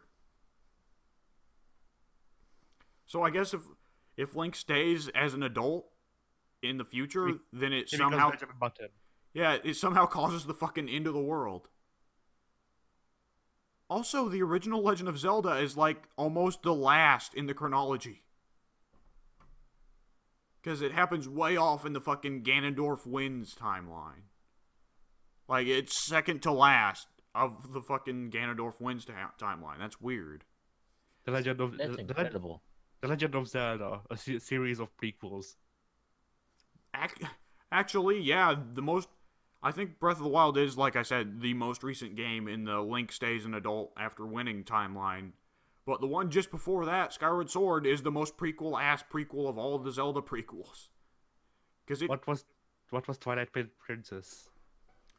Twilight Princess is the crazy guy, what's his face, and Link gets Midna, and he can turn into a wolf. No, I mean, where is that on the timeline? Oh, it's in the timeline where Link stays as a child, where Link goes back in time to live out his childhood. Yeah, Twilight Princess is the only other Zelda game that I wouldn't mind playing just because it's gothic, I guess. It's dark and edgy. It appeals to your edginess, yeah. I mean, yeah. At first, I was like, "Oh, the Twilight Princess designs are cool." I got sick of Twilight Princess Ganondorf in the Smash games. I'm glad they brought back Ocarina Ganondorf. Right. It's just a lot neater of a design because it's brighter and more colorful, and it emphasizes his freaky green skin and red hair. So that's enough to talk about Zelda, a franchise that 2 of us hate and 1 of us has never played. So maybe I'll get around to fixing that one day. Maybe I won't. I don't know. Right, so what other games were there on the freaking PlayStation Mini? Because I missed like half of them. I legitimately, there's supposed to be a lineup of 20 preloaded games. I only got to see 4 or 5. Sony may have released the list otherwhere, in another location. Otherwhere? Yeah, otherwhere. That's probably an old English word. Don't doubt me. That is true. But on their own website, they've only revealed Tekken 3, Final Fantasy 7, Flash, whatever, Ridge Racer, and what was the last one? Wild Arms, right? Right. I'm looking the game list up in other places to see if there actually is a list. I have a strong feeling there's not going to be, or else yeah, probably not. I mean, they will reveal it at some point, but they're probably trying to let the tension out. Build up tension rather, so that people pay more attention. And the last one will probably be a big reveal, like Symphony of the Night, or I don't know. It seems like Final Fantasy VII would be the one you would want to end on, doesn't it? Skyrim will be the last reveal. Ah, yeah. Damn you, Tom Howard! You've done it again. It's actually just freaking like Daggerfall. but they call it Skyrim anyway. Okay, I'll be honest. Daggerfall, not exactly the most intensive game. I still don't think the PS1 could handle it. I don't remember the earlier games' names, so I think it goes Arena, Daggerfall, Morrowind, Oblivion, Skyrim. Okay, then Arena. Maybe. Yeah, maybe. Well, here's the thing about Arena and Daggerfall. They're both loaded to the brim with nudity or something. Of all fucking things, I don't know how that led to Morrowind, but I guess it did. I mean, kind of explains the freaking animal people, doesn't it? Addy, I don't want to I don't... No, please don't. Right, so we don't know what the rest of the lineup is. Maybe we'll talk about it if I remember to actually look it up, but I don't know, we probably won't. Look, you're lucky we acknowledged it at all, you fucking losers. Okay, Oh, hey. this reminds me, they released a freaking Neo Geo Mini. Alright, What? so you can play KOF and nothing else. Actually, it's you can play KOF, all of them, more or less. You can play Samurai Showdown, 2, 4, or 5 special. You can play freaking one game of Art of Fighting, which I think is the first one. You can play like a Fate of Fury game. You can play any of the Metal Slug games, and then what else was there? Then basically you can play any Beeline game that nobody really knows about aside from those. Yeah, And I was freaking- about to say, this is Addy's moment where he talks about games that aren't relevant since the 90s. Oh, Jesus. Sneeze. Okay, it's passed. Hey, Red Dead Online. Addy, you're totally not buying Red Dead Redemption 2, right? Yeah, Yeah. I'm not. I'm boycott. I stopped boycotting freaking Rockstar 4-5. I will start boycotting Rockstar again because they just don't do anything that appeals to me. Aside from maybe the tennis game that they made like 15 years ago. Boycott. That's an active phrase there, Addy. I believe you're looking for a more casual phrase like, I'm not really going to bother. Boycott makes it sound like down with Rockstar. Burn down their office. Now with Rockstar, they don't make anything interesting aside from freaking a system that makes it so it forces ball strength for some reason. I was gonna get to that. Thanks for cutting me off, Addy. So, hey, Red Dead Redemption 2, guess what? It's going to have multiplayer. Big fucking surprise. This is mostly an excuse for me to talk about all the other shit that has come out over the last week, as the fucking floodgate has opened. And apparently Red Dead Redemption 2 is loaded to the brims with tiny little nice touches. Ladies and gentlemen, Pink, have you heard? They brought back the fucking they apparently have brought back the fucking San Andreas fitness or fat system. Yes! I always wanted to play as a fat cowboy. A fat cowboy. Here's the thing. You can affect Arthur's diet. Supposedly, you can affect Arthur's diet. You also have to feed the horse. So can we have a fat cowboy riding like a fat donkey? No, have a freaking like a stick figure riding the world's roundest donkey. On the contrary, you gotta do it the reverse way. Have the world's roundest man riding a little stick figure donkey. Yeah. Yeah, like in Looney Tunes. I And then don't... the rabbits kill you. Yeah. So, evidently they have brought back, like, where you'll have to eat and you'll have to sleep, and that's inevitably going to piss some people off. I'm fine with it. Because, for my part, like, the story is very clearly going to focus on the idea of it's very difficult to survive out in the modern West. It's going to revolve around how difficult the government is making it for Arthur and Dutch and everybody to survive. So I'm fine with there being hunger and sleep mechanics to enforce that story idea. I'm assuming it won't be too ruthless, but it's difficult to tell with Rockstar because like San Andreas's, food system wasn't that bad. You didn't need to eat constantly. But at the same time, GTA 4 bowling with your cousin, you know? Roman appears as a freaking no. Addy, I don't know where you're going, but I don't want you to. Roman's great uncle wants to go freaking throw rocks on battles.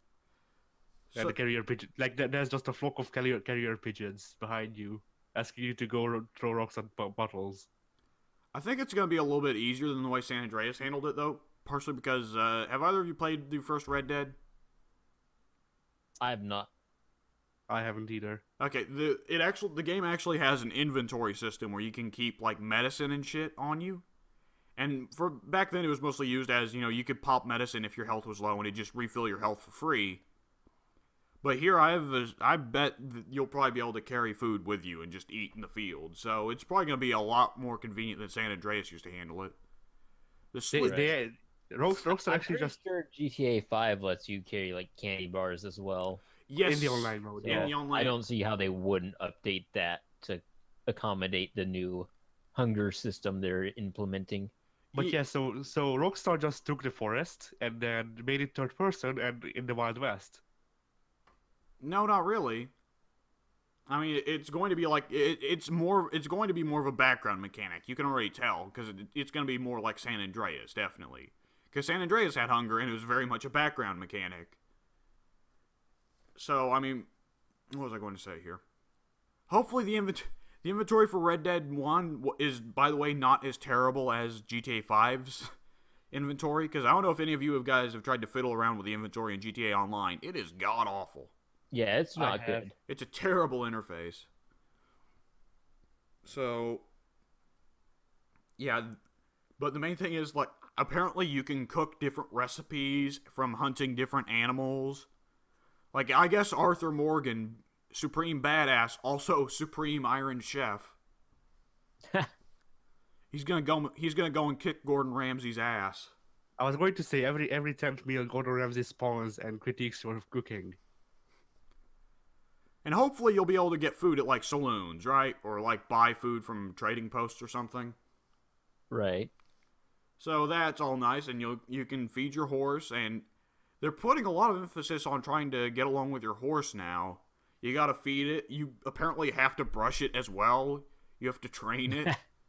I mean, a man who's always on the road does get lonely. I had a strong feeling that Addy would go for that. Apparently, one thing they've got rid of from the first Red Dead, with the first Red Dead, there was a button to whistle, and it didn't matter where you were in the world, your horse would come to you if you whistled. And the thing, like, there were half the time you could see the fucking horse teleport in from the ether on the sunset. Like, it just pops into existence, then comes. And in Red Dead, also a thing was, if your horse died, if your horse just got its fucking head blown off, you could wait 5 seconds, whistle, and a new horse would appear. Which was fucking weird. The wildest shit was, like, you could buy deeds to new horses, or you could get one, there was one you could get as DLC, and if you activated the deed in your inventory, then that horse would just appear. Like, whenever, the next time you whistled, it would show up, like, oh, I pulled the deed out of my pocket, now the horse knows I'm its owner. God summons the horse from his personal supply and sends it to me. So that's gone. Now your horse is a unique NPC that its location in the world will actually be tracked. If it is outside the range of your whistle, it will not hear you and it will not come to you.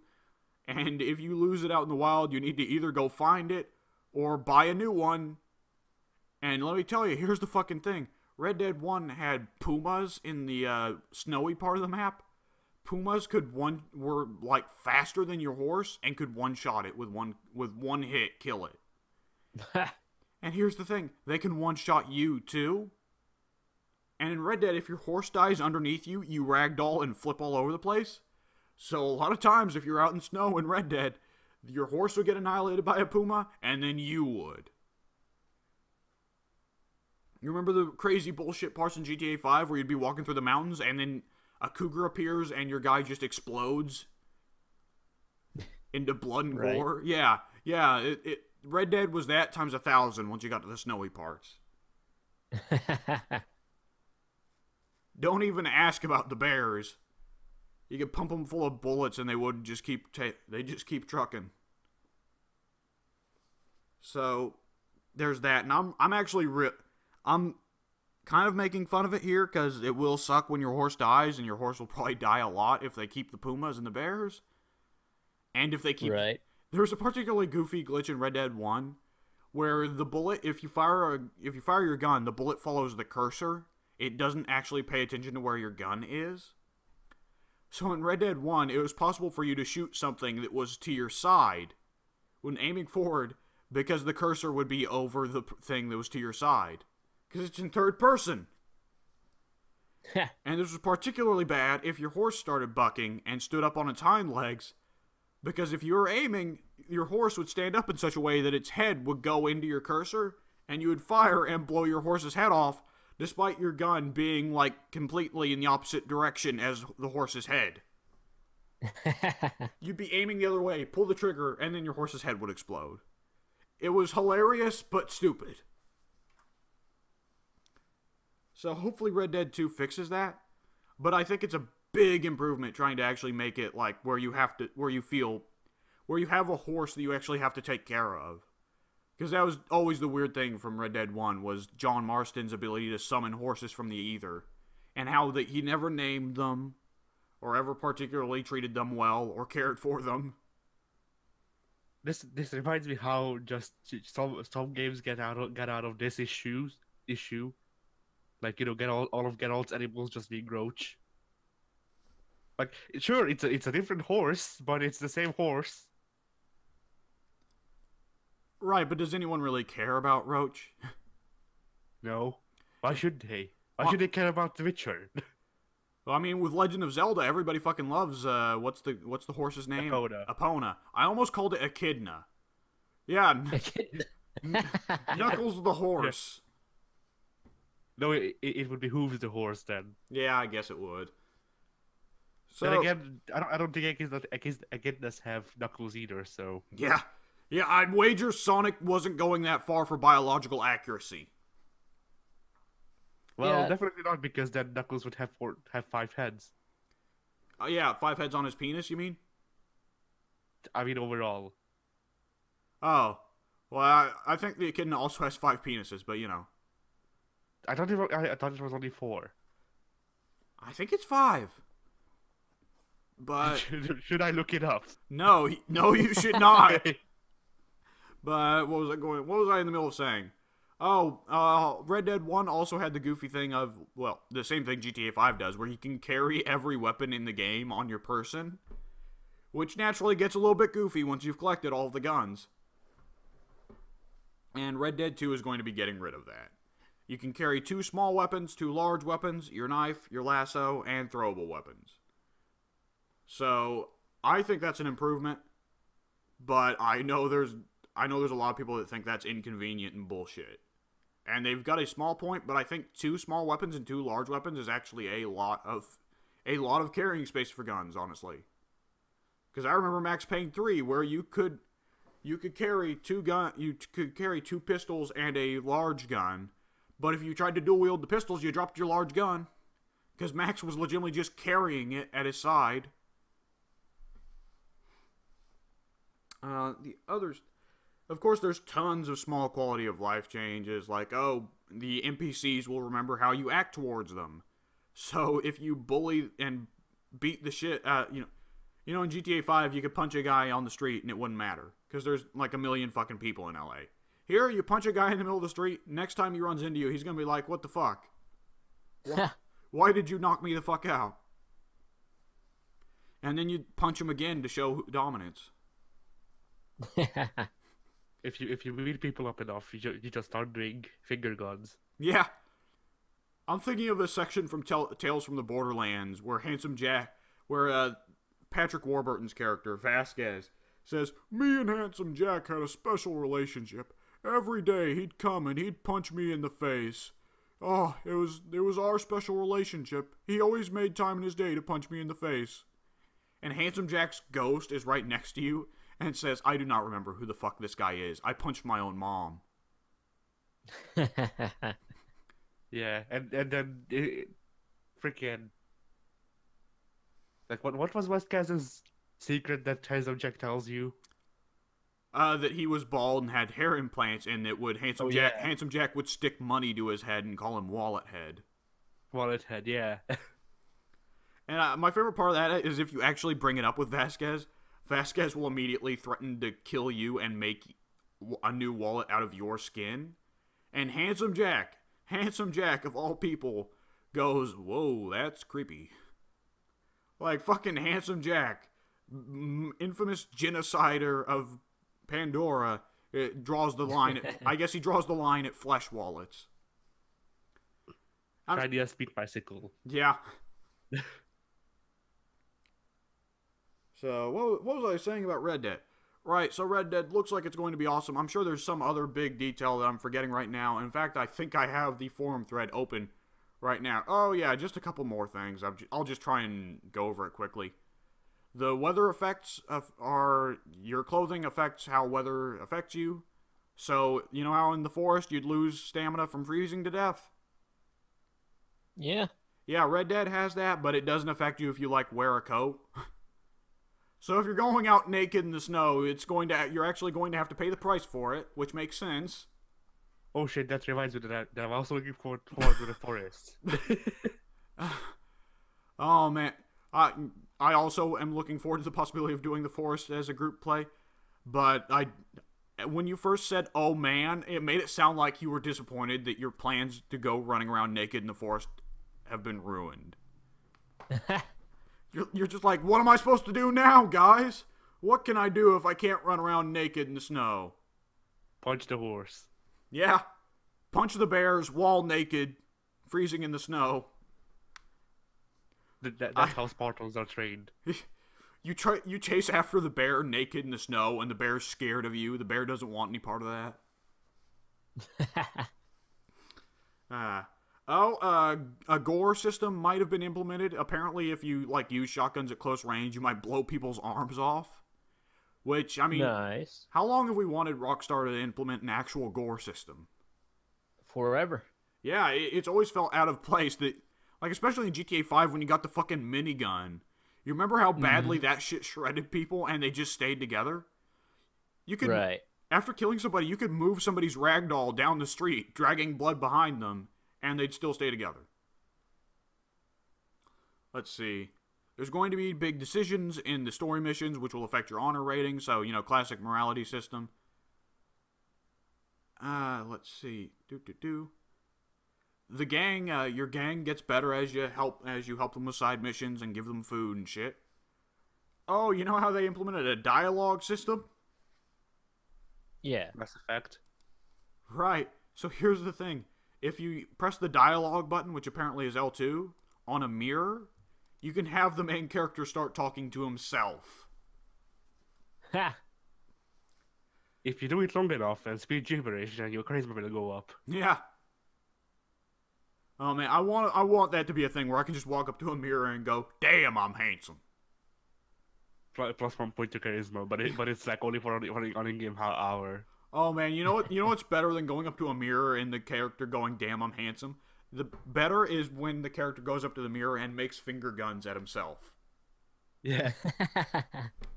But it's not an actual reflection. It's just like a poster of Spider-Man doing the finger guns from the new game. God. But Red Dead's gonna have a multiplayer, and though Addy's not going to pick up the game, Pink, you're going to pick up the game in like a year, right? Probably. Yeah, me and Tom Johns are going to press gang you into joining our gang. Perfect. You, me, Tom Johns, probably a couple others.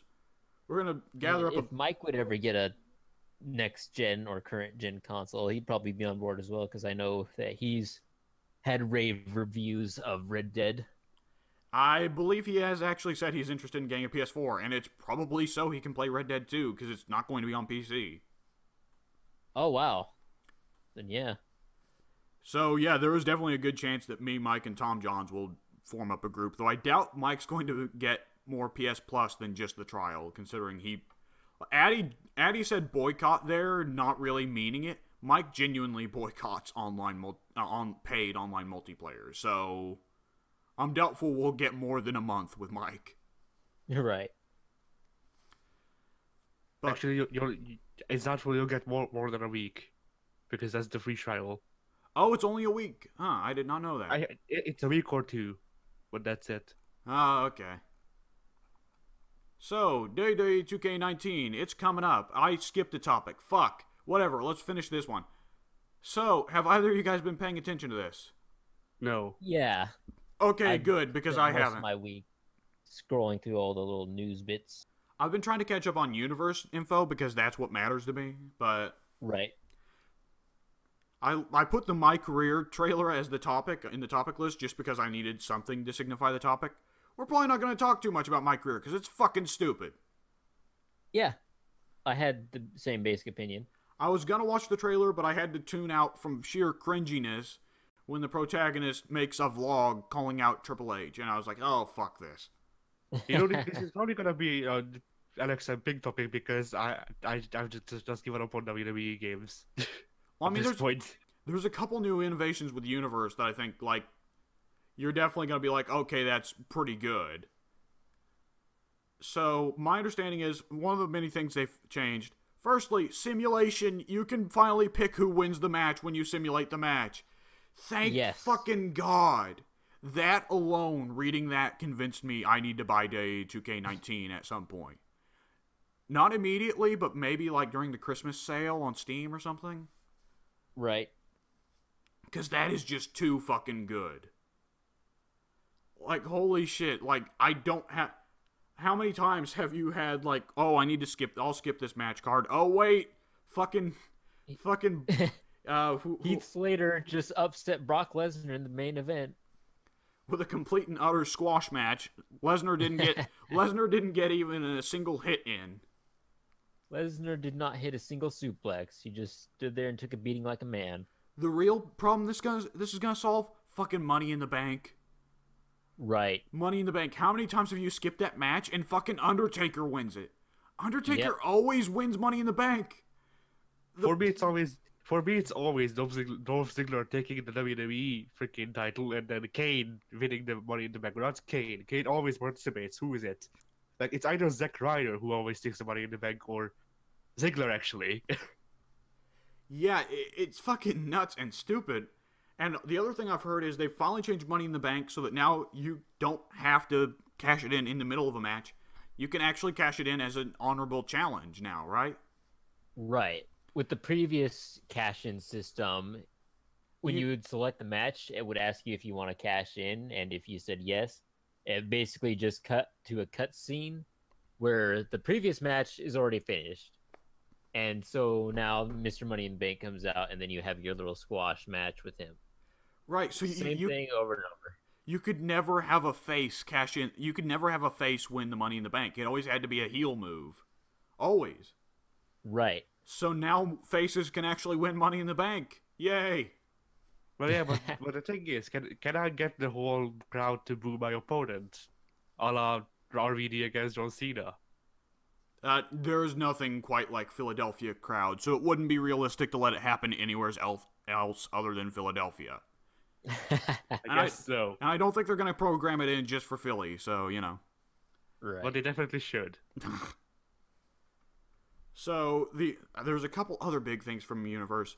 Another thing, there are now 6 title slots per show, and they are no longer set up as major, minor, diva, tag. Right.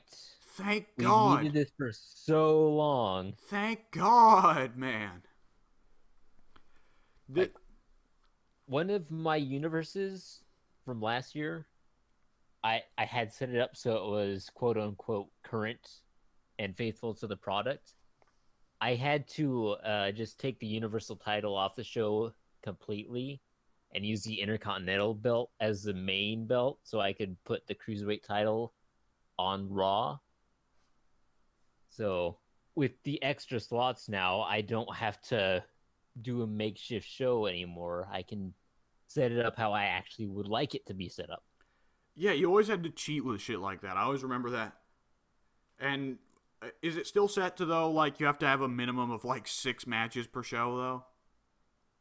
No, I don't believe so. You do need to have a minimum of like 12 competitors on a show, but the amount of matches is not a minimum requirement. It's like you can set how many matches the show has between like 4 and 6. But I've at one point had an NXT roster that was so small back in like 16 or 17, and it would only have like 3 matches on the card. So that was either a glitch, or that's just how it rolls when you've got such a minimal roster. Yeah, I'd rather have 2 or 3 matches as the minimum, because, I mean, honestly, like, there's not that much wrestling on the actual wrestling shows. Right. And especially with like hour-long shows like 205 Live or NXT, you shouldn't have 4 or 5 matches on there anyway. No, 4 being the minimum is nonsense. Did they add an option where I can call him Florida to ruin the show? Addy, no. So what else was there? Was some other big bits of news. I'm going back to the forums thread here because I'm relying on this for a lot of the big shit. But let's see. Right, so okay. So this one's just recently came out, but you can now when setting rivalries in place, change which matches are likely to happen, which types of matches, like make a rivalry more likely to have steel cage matches, and you can affect whether it's main event or not. Which I mean, Nice. I hadn't heard that yet. yeah, thank God for that, because I remember setting up rivalries and I'd always set it up in the wrong order, and if you set it up in the wrong order, then you end up with the rivalry of fucking Heath Slater versus, I don't know, David Otunga in the main event.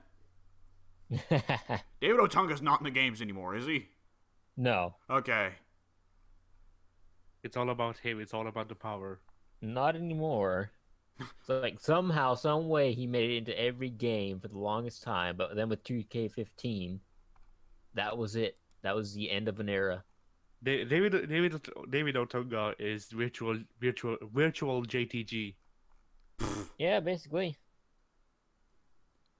Apparently, the OCs from my career will actually be put and playable in the game. That's weird. Baron Blade returns. I was about to say, I'm looking forward to not playing as Baron Blade. Alright, let's see. Oh, thank God, Ethan provided just a short little list. Okay. Oh, you can set up tournaments in Universe, but wasn't that already in Universe?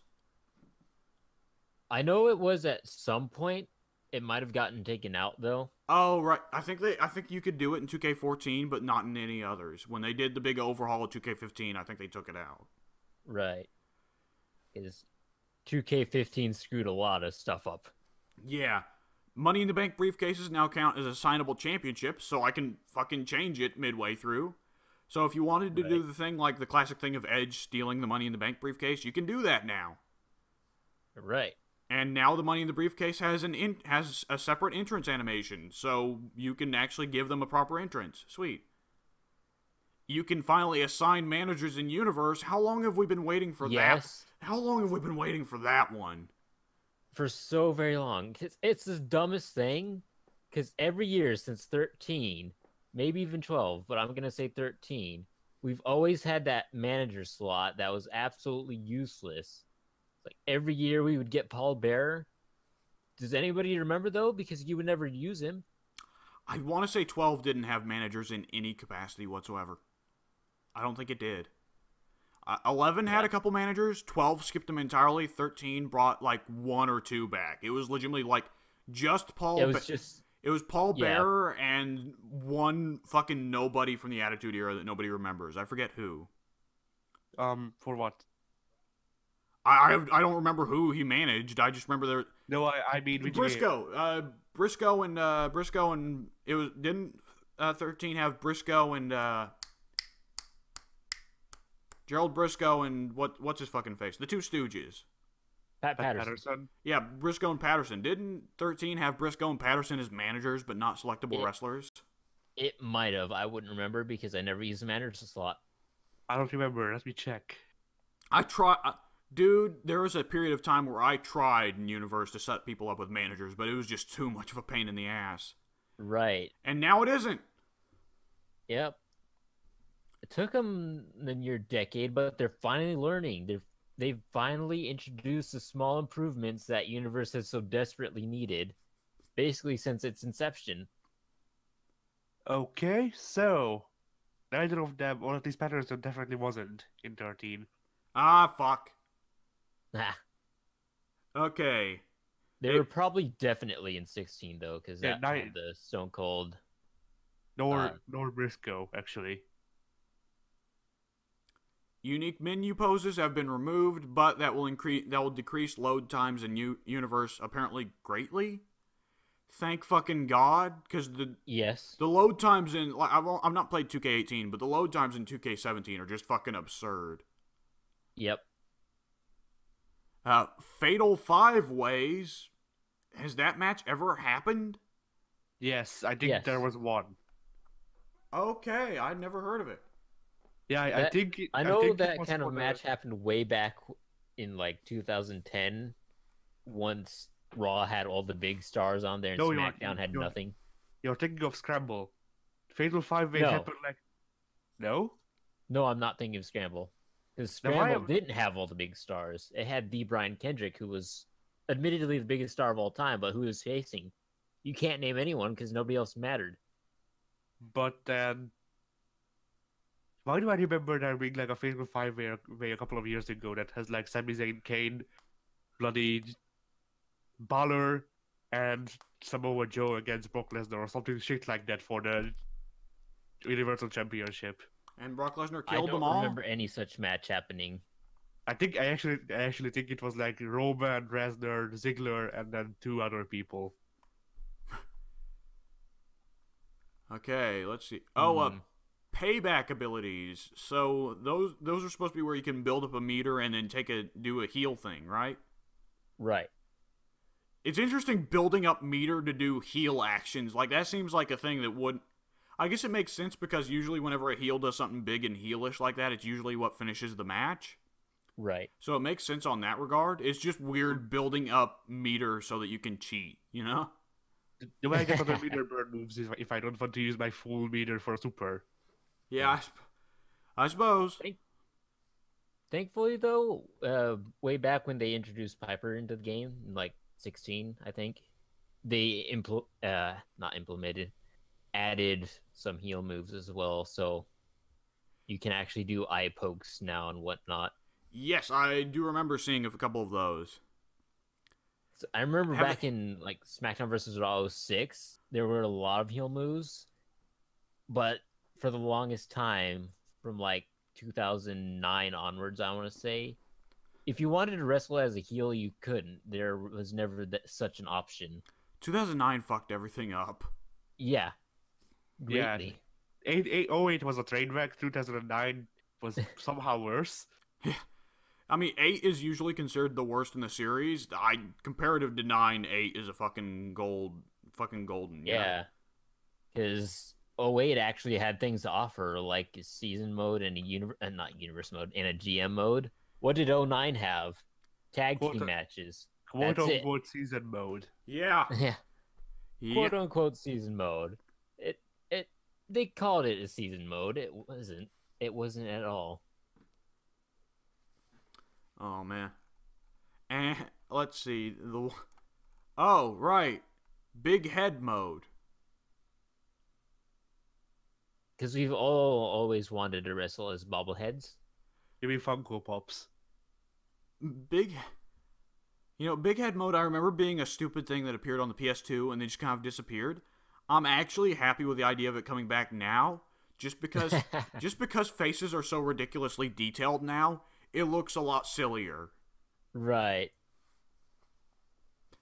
And presumably you can now, please God, let us create this crazy alternate universe of big head mode all day, all year. I hope they also had an option where it turns people into the freaking Super Mario movie Koopas. So like small head, gigantic body. Ah, man. Also no neck. Can we never acknowledge the Mario Brothers movie ever again? Please? I actually need to go watch one of those videos with the big head mode on, because I'm curious as to what the hit detection will be. Probably Does it provide a massive hitbox, or do people start glitching out because they can't DDT them properly? You know what? That's a good point. I No. haven't considered the idea of someone DDTing a guy in big head mode. You DDT a guy and either A, the enemy's head pops, or B, the canvas gets poked through. I was about to say, does their head go through the canvas? Probably. How's it like? What's it like when your character falls off the ladder and lands on their neck? The entire arena just collapses. Because then there's not even another person to obscure what's happening. You just see a person's face go through the mat. Actually, you follow ladder and it freaking triggers the animation for when the ring breaks. No, you know what would be the best? If you get knocked off the ladder, your character lands on the top of his head and gets stuck. He gets like a turtle stuck on its back, you know? You need to mash the buttons so your character can spin fast enough to push itself to one side. Oh god. So this is I was not expecting to ever be interested in what a new D&D game was doing since 2K15. Like, it solidly killed my interest in the series. I bought 17 and 16 because they were on sale on Steam. But I gotta say, I'm actually really interested in what 2K19 is doing. Right. I'm still not interested, actually. Like I said on the forum, the career mode to me looks terrible. I don't like their protagonists they have. I hate how every year they've had this little Daniel Bryan analog. Every year, man. Every fucking year. I'm gonna show Triple H that I'm really good at what I'm doing. Oh no, Triple H doesn't care about how good I am. He's a scumbag. He wants to help Brock Lesnar or Roman Reigns or somebody. Oh, I'll beat them, and then we'll time skip 15 years forward to my retirement match. Right. What the fuck? I mean, it's that actually still is better than freaking having to suffer through being a main eventer, but also being freaking like lowest card that I had to go through with 16 to finish with one character. See, what I want is just to shut your mouth season mode.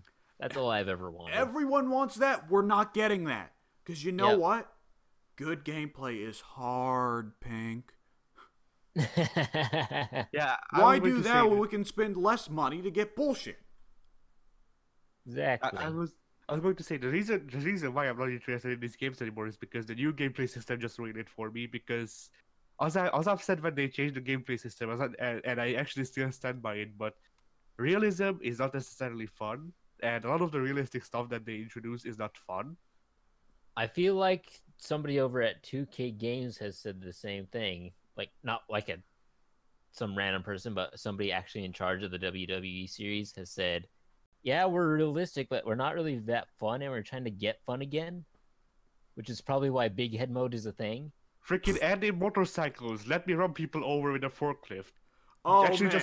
Addy wants the Here Comes the Pain goofy shit back, where you could fucking choke slam people out of helicopters. Yeah. I mean, not necessarily, but it would be fun. Let's go back to that stupid superhero game day he was planning at one point. Just fucking beating each other with helicopters as foreign objects. Yeah. And the ref tries to come in and disqualify you for using a helicopter, but then you just shred him with the rotor. Fucking liquefy him. But this reminds me, would the Big Show actually just be a giant? So they don't actually render him, he's just a gigantic pair of feet. That'd be amazing. Like, what I'm imagining is two little feet coming out of the massive head of Big Show. Yeah, he's actually just that he's that video gamer guy from regular show. You mean the parody of the guy that fucking cheated to win Donkey Kong and has now been proven to be a massive fucking cheater? Yeah, that guy. I'm imagining, like, when Big Show tries to do any of his moves, like if Big Show tries to do a DDT in that form, since his body is all inside his head, it would look like he's eating the opponent. God. That's served with pepper. That's stupid in the best way. So, hey, you guys ready to shut the fuck up while I talk about Devil May Cry 5 for a little bit? Yeah, sure, go ahead. Hey, so Devil May Cry 5 is gonna be, apparently, they revealed a shit ton of information about it. They showed off like 15 minutes of Dante gameplay. Looks pretty good, looks pretty similar to 4, but his gameplay looks very similar to his gameplay from 4, which is a good thing. They showed off the soundtrack that will play in the background of Dante's fights. Guess what? Hot fucking garbage. Absolutely terrible. You know what it is? What is it? Screamo metal. Yeah. Yeah, the thing is, the link said Suicide Silence, and I'm like, that seems familiar. And Suicide Silence is actually one of the kinds of freaking bands that my freaking pothead guitarist classmate listens to. That's Just so you get the full picture of his favorite band is Five Finger Death Punch. that sounds right. So it's hot garbage. Everybody fucking hated it. They released a trailer with it. Still sounded terrible. Guess what? Fucking turns out the lead singer may be a pedophile. Womp womp. So Capcom pulled that fucking shit down immediately, and like all of the clips now that show Dante's gameplay just use Nero's theme instead. Like, hopefully they replace it, but even if they just reuse Nero's theme, or God forbid they reuse a theme from the old Devil May Cry games, then, I mean, I hate to ever say that. It sucks for the pedophile's victim, but thank fucking God, torched the old song and torched the lead singer with it. Just burn him in effigy on top of it. Like that bit from Game of Thrones. So, if you fucking hate the Devil May Cry music, they will be selling DLC, of course, of the soundtracks of Devil May Cry 1, 2, 3, and 4. I don't know why you would ever buy the soundtrack of Devil May Cry 2, because it was unremarkable as shit, but it's there. That's cool. What's major about the big news is, evidently the deluxe edition says that Devil May Cry 5 will have 2 to 3 person online multiplayer, presumably co-op. And that's big, because that's the first time Devil May Cry's done that. Devil May Cry 3 had a very secret way you could access offline co-op, but you could only do it while Dante was in Devil Trigger, which was fucking weird. So this is effectively the actual first time we've got multiplayer Devil May Cry, which is a huge change to the series. So that's gonna be interesting. I don't have anybody to play it with, so that's unfortunate. I mean, I guess Brian may pick up the game, but at the same time, he hates these games. But he buys them. He buys them anyways, even though he hates them. I don't get it. So, yeah, that sounds awesome. And hopefully that means that you can play as Lady and Trish, because we very clearly see in Devil May Cry in the Dante trailer that Dante is fighting alongside Lady and Trish actually in gameplay. Which is... I was kind of hoping I could play as Virgil. Oh well. The leaks are saying Virgil will be DLC. Well, that sucks. Well, the thing is, he's probably going to be the main villain of at least Nero's campaign. And they also have showed off. They've showed off the first screenshot of the new third protagonist with his own campaign, V, and he looks like something. I need to go find the picture I had saved of him just to show you guys. I'm not sure whether I like the design or think it's hideous, honestly. It's very difficult to tell. Ah, here's the picture. This is actually a really bad shot of him. There's a slightly better shot at the end of the trailer. Let me grab a timestamp. And... But they've went for... Oh, fuck. I accidentally opened the language menu. What am I doing? Okay, here's the picture. Enjoy. So, right, that's the shot of the new guy, V, and that's him on the left. And the main... I could tell. So why the hell is Noctis in this game as well? It's not... Why can Noctis just not leave me alone? I don't want to play Final Fantasy 15. You say Noctis, everyone else has been saying he looks like Kylo Ren from the new Star Wars movies. I don't know. The jacket makes me think of Noctis. The guy makes me think of Kylo Ren, yes. Kind of. A little bit, yeah. So at first, I'm not gonna lie, you see this design, you're a little bit worried. Because he looks like a character out of the reboot, doesn't he? I didn't play enough of the reboot to, get to know other characters than Virgil and Dante. Well, that's all you needed to know. I mean, they looked like hot garbage, but they didn't look like that. I guess. The design looks hideous, but at the same time it's stupid in a great way. Because the stupid fucking text in this picture is covering it up. but he's actually wearing, he's like wearing flip-flops. Oh.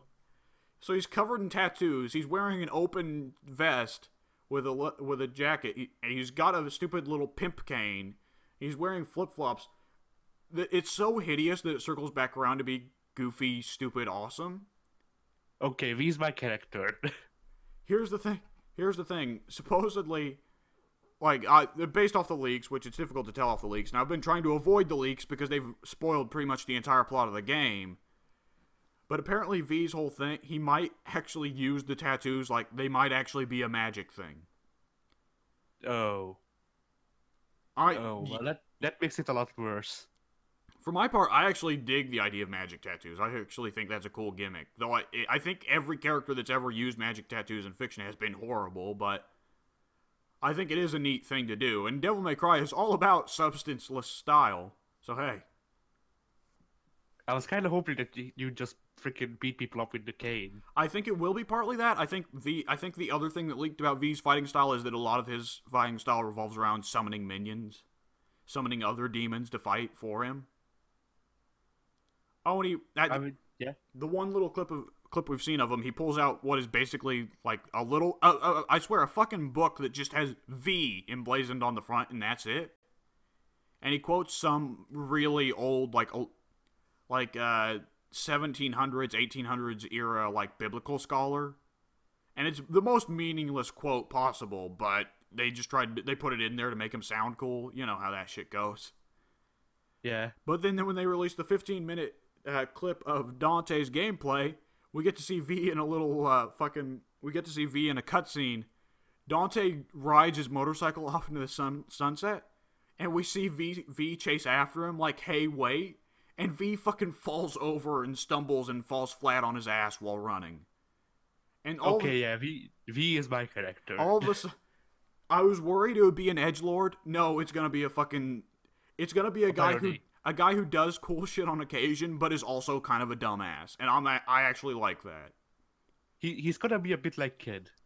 Yeah, that's what I'm thinking. Like, it'll be a nice contrast to Nero, who's like a very serious guy almost all the time, except he's kind of an asshole in fights. And Dante, who's an asshole all the time. And now we'll have this guy who takes himself way too fucking seriously and stumbles over his own feet.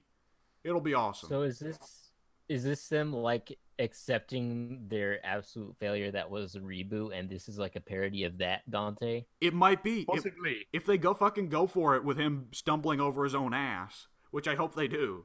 I want it to be the King Dedede of Devil May Cry, where half his moves are him fucking stumbling. Fantastic.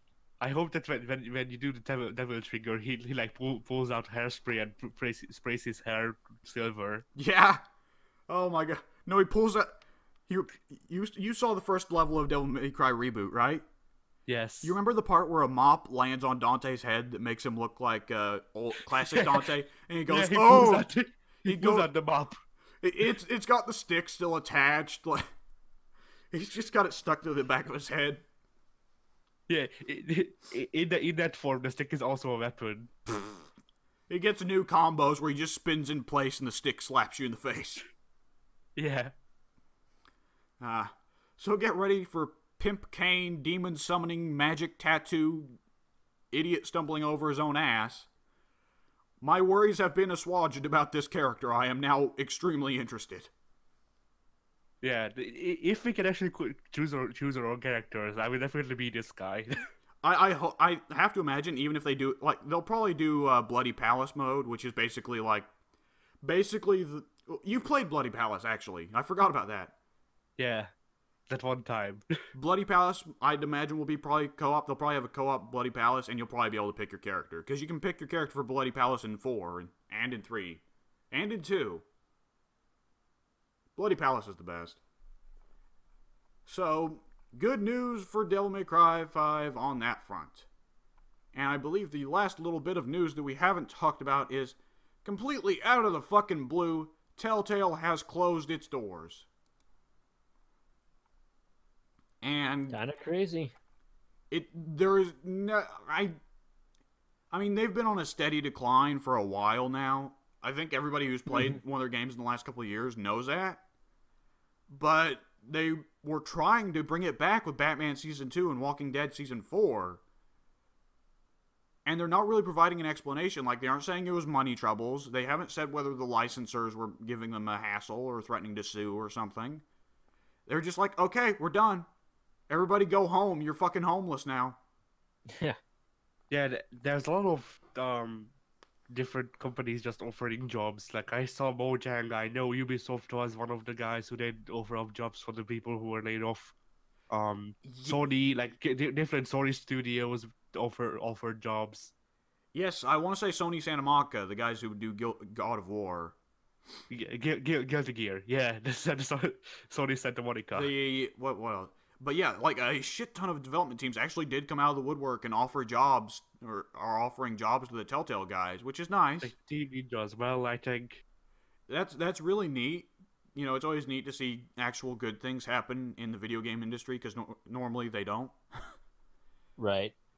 But at the same time, I'd question the purpose of ever hiring a Telltale developer, because, I mean, their writers I'd pick up, but everybody else, Telltale on from a technical perspective and often from a game design perspective could often be a train wreck. So, I mean, not to be an asswipe, but, I mean, it's nice for them to offer, but I wouldn't hire most of the game developers at Telltale.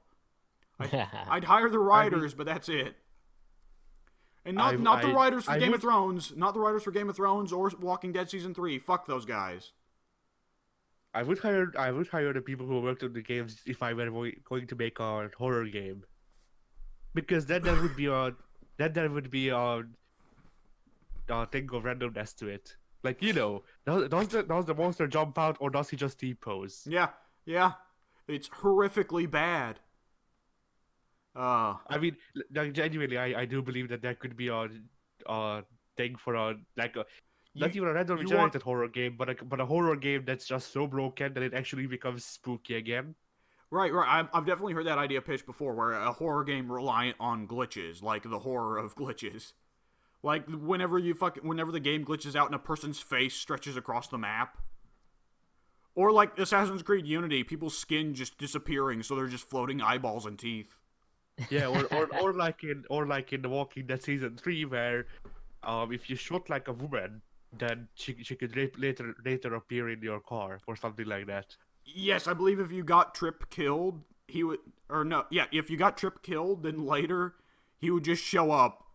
And it's like for a split second, and then he leaves, but he just comes back from the fucking dead. Like, okay, well. Yeah. I mean, we're making fun of Telltale a lot, but they made some damn good games in their time. They made some stinkers, but they made some damn good ones. Walking Dead Season 1, Tales from the Borderlands, Batman Season 2 were all really fucking good. Wolf Among Us was really fucking good. Like, it's weird that this announcement just came, because I've been playing through Tales from the Borderlands again. I wanted to do a second playthrough, and it was in the middle of that second playthrough. I was like, oh, Telltale's closing down. So, the thing I also want to note here is, I don't know if you guys have heard about this. The news coming out now, it's all very much a crapshoot, the news on this. But apparently there was a skeleton crew that's been left behind. And at first it was to finish Minecraft Story Mode, yeah. Yeah, at first we thought it was to finish Walking Dead Season 4. Nope, Walking Dead Season 4 is going to go unfinished. They're there to finish Minecraft Story Mode. Because I guess otherwise Netflix is going to hire assassins to kill them. Netflix is going to post them broken CDs. Yeah. I mean, Minecraft... I feel like that's the biggest shit on their grave we could get. That their last project will be Minecraft Story Mode. You know? Yep. Yeah. So, in a little bit of... I mean, rest in peace, Telltale. But I've just got anxious over this last topic that I just now remembered. And I deliberately hid it from you guys because of how amazing it is. There's also another thing before that if you want. Okay, what is it? Yeah, in the weekly phone discussion on the podcast... oh no! Yeah, so, in 2 words. They announced that there will be a new friggin' voice system with all English voices. We've discussed this before. Now they've also announced that because people hated the new voices, they're going to push it back so they can figure out what to do with it. Oh, thank God. Did you say few words or 2 words? Because either way, I feel like that was too much. Few words, but I wanted to say sentences instead of words. You know what? Let's follow that bright news up with some brighter news. Wait, what? Yeah. Batman's penis will be removed from all future printings of DC Comic. So everyone hold up their heads who's seen Batman's dick. I'm confused. I have. Have you not seen? Have you not seen Batman's dick, Pink? I don't think so. Yeah, so there's this new comic line that's supposed to be over 18, and how they could push it over 18 is by showing you Batman's penis. It wasn't supposed to be in, I don't think. The artist threw it in. And the editorial was like, wait, what the fuck? You put Batman's penis in? So here's the thing. Let me get the screen cap if it's still up. Don't! Oh my god! Okay, sure, go ahead. I won't be putting it in the fucking video, though. It won't be on the podcast. Ladies and gentlemen, Don't put it in the video. I just want to show Pink it. You want to show I'd like Pink to say Batman's this is penis? a PG channel, but I don't think that's true. No, it super isn't. Yeah, you better believe this fucking goddamn channel ain't fucking PG, you fucking fuck. It's at least PG-13. We're allowed 1 fuck per PG-13. I believe we may have crossed that. Probably. Probably within the first 2 minutes. Oh, fucking totally. Aren't you guys real fucking glad that you fucking brought me? Yeah. Every day. So, yeah, me and Addie we both saw Batman's penis when it first came out. Okay, yeah, there we go. There's more. Here's the thing. There's more shots. There's like that's the only one I've seen. Okay, there's a full page of Batman walking around nude in shadow, and throughout the entire thing, you can see his penis and balls dangling in shadow. Oh. But yeah, that's the thing that I can provide you with. That's the nudes. The thought of Bruce Wayne just casually hanging out in his little bat cave, butt naked, it's amusing to me. The thing that's more disturbing to me is that he doesn't wear underwear under the Batman suit. Right. Like, I joke about Batman. And then the underwear that he does wear is on the outside. Yeah! Bat boner repellent. Dude, he has bat boner repellent sprayed into his suit every 5 minutes automatically. Do you remember that part in Watchmen where it's like Night Owl needs to be a superhero to get an erection? Right. Yeah. How about that, huh? That's why Batman's going commando under the suit. The other thing that cracks me up is that it looks like he just got out of the Batmobile because the Batmobile's engines are still hot. So he popped out of the Batmobile and immediately ripped his own fucking clothes off. That's the Batmobile? Yeah! Okay, so do you want me to actually explain what that picture is? Either that or he was driving the Batmobile nude, in which case Batman just became 70% more terrifying to the criminals of Gotham. Like, he's still wearing the mask, but he flies out and he still has the eyeshadow and the cowl on. But he has nothing else. Not even the cape. So when he does his signature, he goes for his signature glide stance, but it's just him in a T-pose. In a T-pose with his little wiener hanging out. He still has all of the gadgets. It's just you don't want to know where. Oh, Deadpool style. Yeah. God. So there's your stupid news topic for the day. Oh yeah. So the context for this picture is, in this comic series, the Joker's been murdered, and Bruce doesn't remember murdering him, so he goes to the freaking Bat computer and it just strips naked and tells the computer to analyze him. Oh, okay. That makes a little bit more sense than Batman just strips naked whenever he's by himself. Right. Batman's a secret nudist. I mean, aren't we all? I know that you are naked under all those clothes. I mean, that's technically true. That's how it works. Yeah. I mean, what? I'm currently busy looking up stupid pictures that I wanted to bring up. But, yeah, it's not going to get any stupider than Batman's penis. But just read the freaking word bubbles in this picture. Negative, I did. negative, negative, affirmative, bullshit. Yeah, is it just me or does it seem weird Batman saying bullshit? I can see Batman cursing, but not the phrase bullshit. You know? Yeah. Yeah. I always associate He's far curse. too wealthy to be saying things like that. Yeah. And I love how the place when I found out that Batman's dick made a debut made this whole clickbaity thing where they didn't say that it was Batman's dick. They said that there's a new like Bat family member called Dick.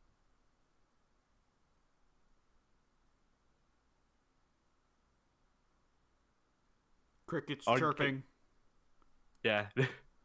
I need to get a fucking soundboard with a crickets chirping sound effect just for moments like that. So, yeah. I believe that's the last news topic we got, and the most glorious. Also, the picture that I sent is the same as the picture in their thing. Yeah, except in that one's Batman's shoulders covering up the penis. Batman has freaking big shoulders if it reaches down there. So, what will be coming out on the channel in the next coming weeks? Well, I can confirm what I've been working on. The last episodes of The Forest will be coming out for sure. And we will definitely also be seeing... I totally forgot to fucking upload something today. Fuck me, I'm gonna go do that. So, there's probably also going to be an episode or two more of BioShock, though we're currently running a bit low. We need to get that recorded sometime. And that's what's coming out on my end. What's coming out on your end, Daddy? Definitely Terraria. Okay, that's good to hear. Yeah, that and yeah. I was just gonna say we're definitely gonna be trying to slam out as many Terrarias as possible now. Go ahead and get that wrapped up ASAP. End the suffering. Right. Yeah. I mean, half of the suffering has ended already, so. We can't possibly suffer anymore. Yeah, But yeah. our senses have been dulled to the pain now. But aside from that, we might also have that space coming up if I can freaking get to editing that. All right, wondrous. Now, is there anything coming out on your solo channels? Well, I will try to freaking start up the rivaling series that Pink and I will have, for one, and then also try to get a review out. I also have an episode of Slime Rancher recorded, so that might be coming out as well. All right. And Pink, do you have anything coming out on your channel? I actually do, yeah. All right. Now, If anyone's... you went ahead and started one without mentioning it on last week's podcast. Right. I didn't think I'd even do it, to be honest. I just kind of did it on a whim. It's like, I've got all this stuff set up, and it's here for no reason. Let me try to do something new and nifty. Right, so And- what series is it that you have started? So it is Pokemon Fire Red. All right. In a way, it co-stars the both of you, but none of you are actually present when I'm doing it. Oh, did you name Pokemon after us? Yeah. No, well, technically yes. You are his main helper, and I am the antagonist. Yes. Oh, My rival is Addie, and I called my Charmander Alex. So that's how you guys are with me in spirit. that's fitting all- because I Mike- breathe Mike- fire. Mike is also Mike is also represented. Mike's rat is represented. I kicked myself because when I named it, I was so taken aback by the fact that I couldn't put an apostrophe, so like between the E and S. So I just put Mike's down, but I could have totally fit Mike's rat entirely in there. It's several mics, yeah. A whole organism of Mike. just forms on that. Ah, God. But yeah, I will also be, in response to this, might be starting up freaking Fire Red if I can fix the emulation issues that I've been having with it. All right, that sounds sweet. And I will totally not participate in that shit. Instead, you will record Psychonauts for the 50th time. Yeah, basically, if I ever get around to doing solo content, yeah, it's probably not going to be LPs. Maybe live streams, maybe just opinion pieces, but probably not LPs, no. I'm terrible at doing them solo. I need somebody to bounce dialogue off of. And you think that I don't? Have you seen any of my videos? Genuinely. No, I don't. I don't really have the time.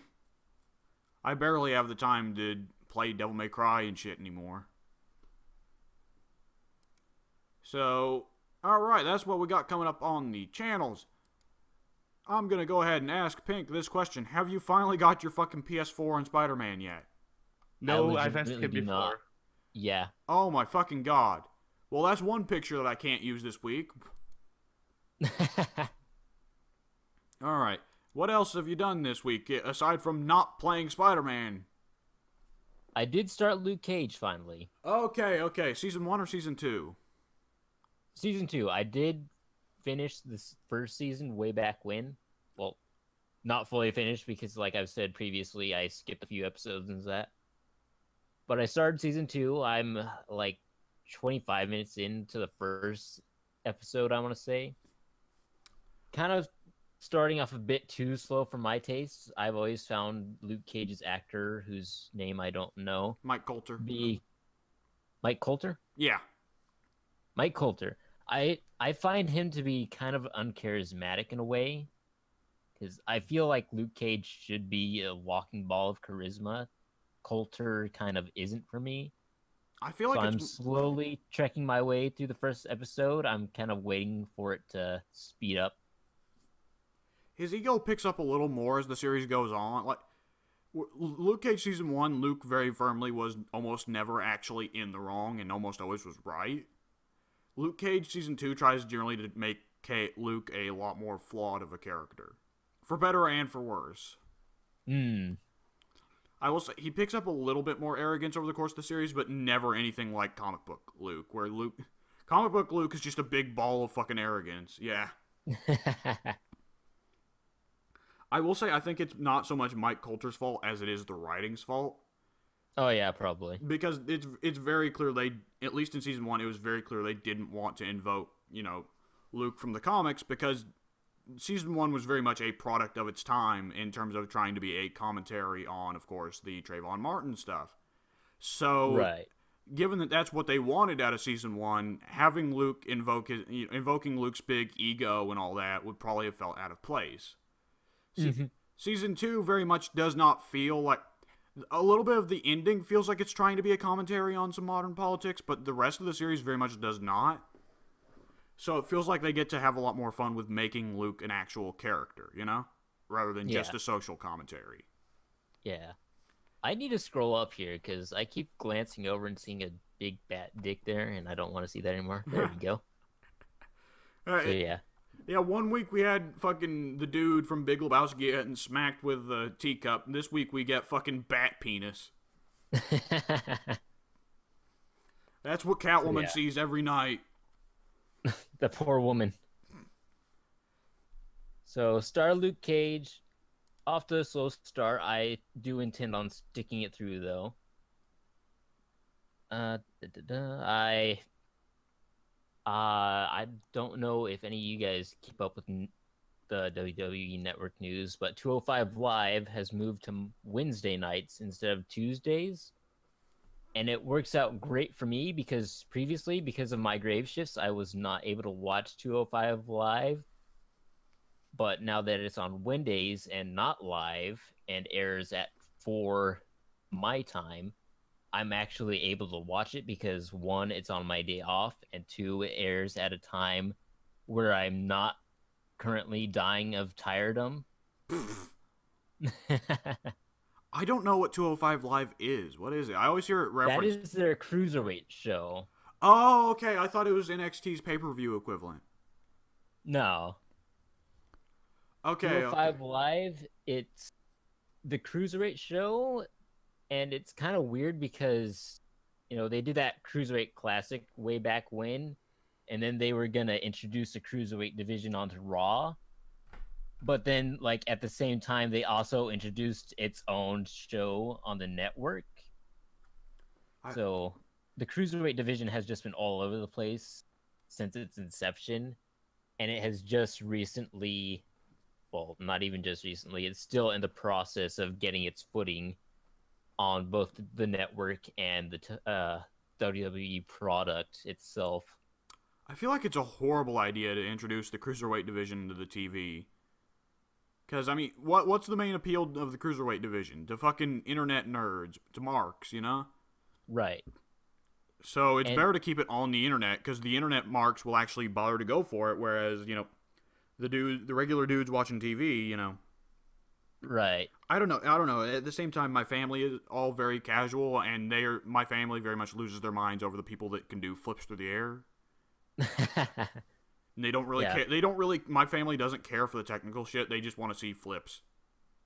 That's understandable. They lost their fucking minds over Jeff Hardy back in the day. If only Neville was still freaking 2015 Neville, where he couldn't walk but he could flip on his neck and back. Before his ankle exploded, you mean? That was one of the most brutal on-screen injuries I've seen in a while. Jesus. I don't remember, but I do remember that. What he tried to do a baseball slide between Chris Jericho's legs, I think, but he landed the slide wrong, so he landed on his feet, and his ankle collapsed under the pressure and turned sideways, or it completely went up. I mean, right. So it was pretty fucking nasty to see. So, yeah, I mean, the only thing I know about the modern-day cruiserweight division is that now they've got old man the Brian Kendrick now. Yeah. Huh. Is he really fucking old, or has he not changed much in the last 10 years? He doesn't look that old. He does have a, beard now, so that gives him some age, but he's always had that weird baby face where even when he's gonna be, 50, he'll still look 20. Probably, yeah. Yeah. Oh, did you finish Iron Fist Season 2? No. I don't think I've watched any more episodes since the last time I talked about it. Oh, okay. I've heard some things about the ending that are weird. Yeah, I don't know for sure though. I would do more research, but I don't care about Iron Fist. Fire Finn Jones, then I'll care about Iron Fist. Yeah, get an actual martial artisan. God forbid. If only Brandon Lee were still alive, Yeah. And is that about it? Yeah, because the only other thing I've been doing this week is my research on 2K19, and we've already discussed that, so I think I've said all I can. Alright, Addy, what you done in the past week? Unless you're muted. Okay, you're not muted. Okay, good. No, yeah. I freaking... This is when I always forget what I did. I played a bit of Ghost Recon Wildlands. I like how I need to take a big breath through my nose every word because the snot just keeps dripping out. Oh, I was about to say you need to take a big breath because that title's too fucking long. Ghost Recon Wildlands. Ugh. It's actually, I've seen longer. I have too. It's actually not that. Let's just call it a Street Fighter. The Hyper Combo Ultra Edition. Yeah, Rainbow Turbo, whatever the hell. Arcade Edition. Yeah. Super special, awesome, super duper arcade edition. For Right. So you Yeah. played Ghost Recon Wildlands. What's up? Yeah, I still believe that that game has potential for gameplay, but you know, I don't know if you want to play it, so I don't know. It like I don't. like yeah, yeah. For my part, like what I've seen of the game is it pretty much exists as a tech demo to prove that so and so can be done. I'm hardly an I don't. expert. I'm definitely not Yeah, I going to don't ever agree shell. with that. I'm definitely not going to shell out the money for it.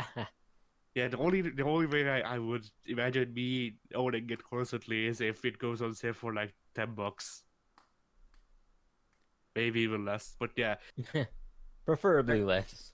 yeah. But you know, like to me, the best I could describe it is what if Siege was a third-person open-world shooter, which you know it's good because Siege has pretty good gunplay. That again, in Ghost Recon it's a bit worse, and it's bad because Siege wouldn't be able to survive as a third-person open-world shooter.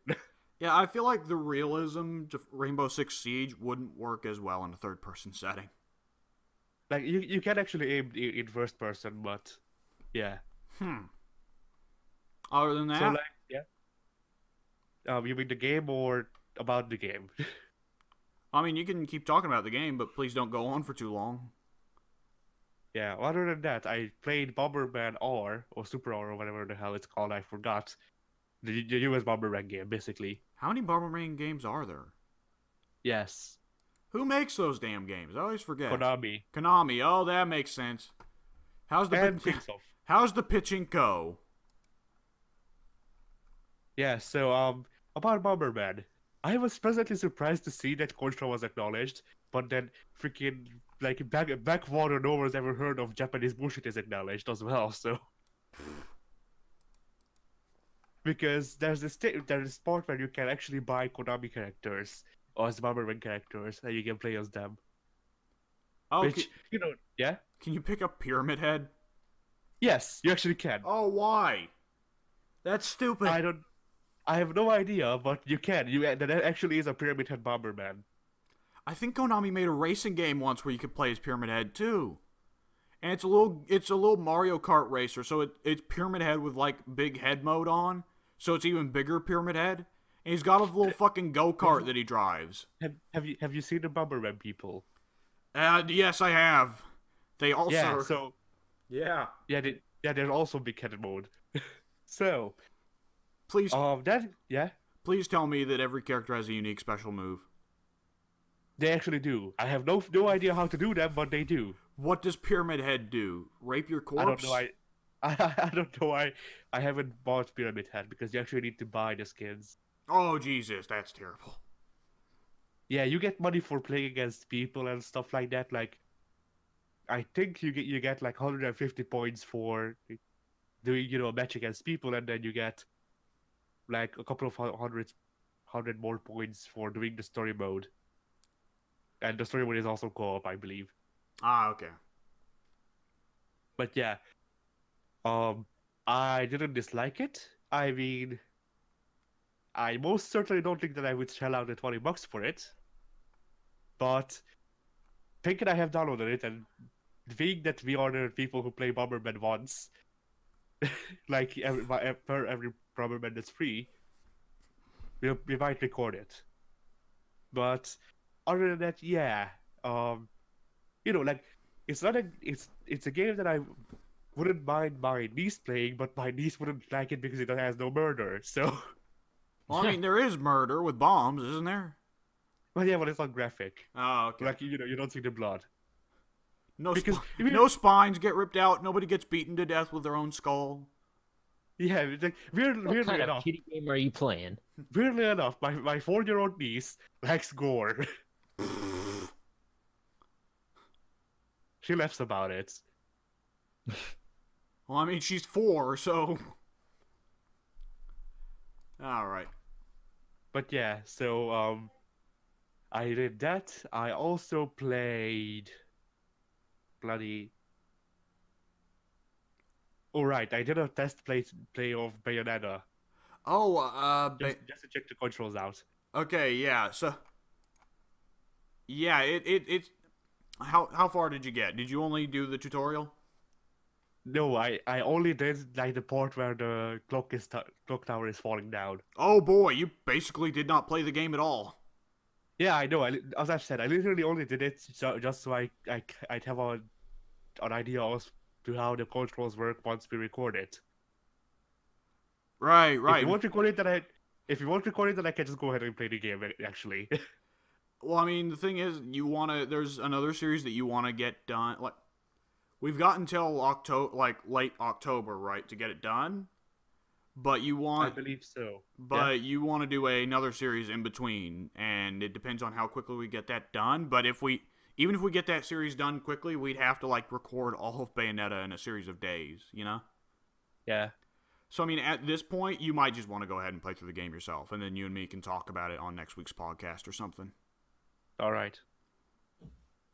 But yeah, I did that. I also did some other things, but hell if I freaking remember.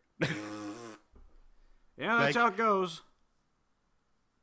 Like, I know that I played some indie game that I just randomly downloaded off of Game Pass because I was like, I have the space, so I might as well give it a shot. I don't remember what the hell it was. I don't remember what it was like. Well, yeah, that's it. Oh right, I played Graveyard Digger or whatever the hell. Graveyard Digger. Is that the game I'm thinking of where everything looks terrible and your guy speaks with like a droning kind of Solid Snake voice? I don't think so. Is the game you're thinking of like pixel based? Kind of. It's more voxel based, like an old PS1 game, or like Okay, RuneScape. then- It looks like RuneScape. Okay, then no, we're not thinking of the same games. The game I played is, what's that game that's like Harvest Moon, that's popular with people? Stardew Valley. Stardew Valley. Yes, yeah. So Graveyard Digger or whatever the hell the freaking name of the game is Stardew Valley with a graveyard instead of a farm. Oh, that's interesting. Yeah, so I tried that out, but I just don't like. I can't. I just don't have the time to take away from other video games. Those are definitely time consumers. I remember when Yeah. Soon had me and him do a co-op playthrough of Stardew Valley, and I came to dread it because we just spent fucking hours doing it. And Because it's not a What? good return on your investment, you know?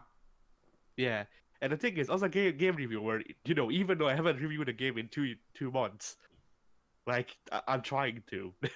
Things are just not not coming together. But as a game reviewer, my preferred method of playing games is experiencing what I'd consider a good 75 to 80% of the game, because I give myself a 20%, 20 to 25% error space where there's things that I might miss. But I play until that point, which is a basic playthrough, and then I form my opinion on it. I can't really just play through a game like Stardew Valley in a week, which is my usual time, and also be able to form a good opinion about it, because there's just so much stuff, and also stuff takes just so long. I just do the modern reviewer thing, play it for 2 hours, then say it sucks. Yeah. I mean, 3 out of 10. It's worse than Imagine Babies. I mean, technically, if you want to argue, then that's more or less what I did with Undertale. Yeah. I mean, Undertale has a different thing to it, where Undertale represents a cultural change in gaming, and it may potentially be a bad cultural change, you know? yeah. Where you can argue against Undertale, not so much for what Undertale is, but for what Undertale has caused an effect on everything else around it, you know? Yeah, these a big reason that I still dislike Undertale. Like, I've calmed down a lot about it because I've just been bombarded from it or with it, and that helps it a lot. But at least a big reason why I still dislike Undertale after all this time is that you have this really freaking good fighting mechanic, actually imaginative fighting mechanic of making it a shoot 'em up when I need to defend myself, and then you tell me not to use it, and that's the true ending. And not even tell me, you force me to not use it. Undertale is like a whole nother thing that I think has already been talked to death from both sides supporting it and against it. So, yeah, I mean, I've not even played the game. I've only heard from it, but it sounds like a very enraging game for at least like something very similar to what you're talking about. Though less from a gameplay perspective and more of a story perspective and more of a perspective of, I get that you think you're innovative in that regard, but it's really just fucking stupid. Oh yeah, the story. I mean, it's always the thing with Yeah. artistry. It's always the thing with artistry that, like, critics will like anything new because critics have to play video games for a living. If you have to play games every day of your life and you have to play 1,001 shitty games because somebody has to play them, you will grow to hate gaming, and you will grow to hate the typical tropes and cliches of gaming, and you will love anything that does anything different, even if it's completely crap, because it did something different. So I mean, that's always the thing, right? Yeah. And of Right. course, I say that, but that's not so much an effect with Undertale. A large effect with Undertale is it acts very artsy about a thing that has been very central to gaming for its entire existence, and tries to act like it's innovative about it, and has got a new perspective on it that is valuable, when it very much doesn't. Yeah. And my thing about this as well is, I remember that I said, like, there's just like, I don't remember all, like, the scripts to my reviews. I just remember parts of the scripts. Like, I don't even remember which review it was, but one of the reviews I saw of by speaking Italian. I remember all of that text. I don't remember which video it was. It appeared in, but I remember all of the Italian. Did you have to Well, did you have to rehearse it a ton? No, I had to rehearse it like twice. Oh, okay. Usually rehearsing a line over and over again means you wind up remembering it pretty well. No, Yeah. I actually have to rehearse everything a ton, so it just blends together, probably. All Well, right. the thing that stuck with me from the Undertale review is that I said that people act like the game's message made war criminals open up orphan shelters for free, and that's not reality, but the fans act like it is, and I do feel that's how a lot of fans actually acted at the time, like. Probably not now because, like, I don't run in the circles where Undertale is still being discussed, but at the time it definitely felt like that. Well, I mean, at least people shut up about Undertale eventually. People still won't shut up about Witcher 3. Yeah. Is that about... Yeah. Finish what you were saying. Yeah, even though I came around on The Witcher 3, I still believe that it's overrated. I was freaking like. Well, when I people tend to say it's the greatest game of all time, yeah. I mean, they say the same about freaking Sonic Adventure 2 and freaking Super Mario Brothers. Well, I mean, And I mean- every game has someone that calls it the greatest game of all time, but I mean, it's a noticeable amount of people that call Witcher 3 the greatest game of all time. That is true. One guy being wrong is nothing special. Everyone being wrong is a pain in the ass. Yeah. And also exceedingly common, but pains in the ass rain from the sky, so, So, is that about all you done this past week, Addy? Well, it is all I can remember, so yes. Okay. So, I don't think I've done much, but you know what I can bring? I can bring goofy, stupid pictures. So, let me plant up. I also have one. Oh, God, okay. So, behold the first one. So, if that doesn't sum it up, I don't know what does. They forgot the sticker. Yeah. And let's see what the other one is.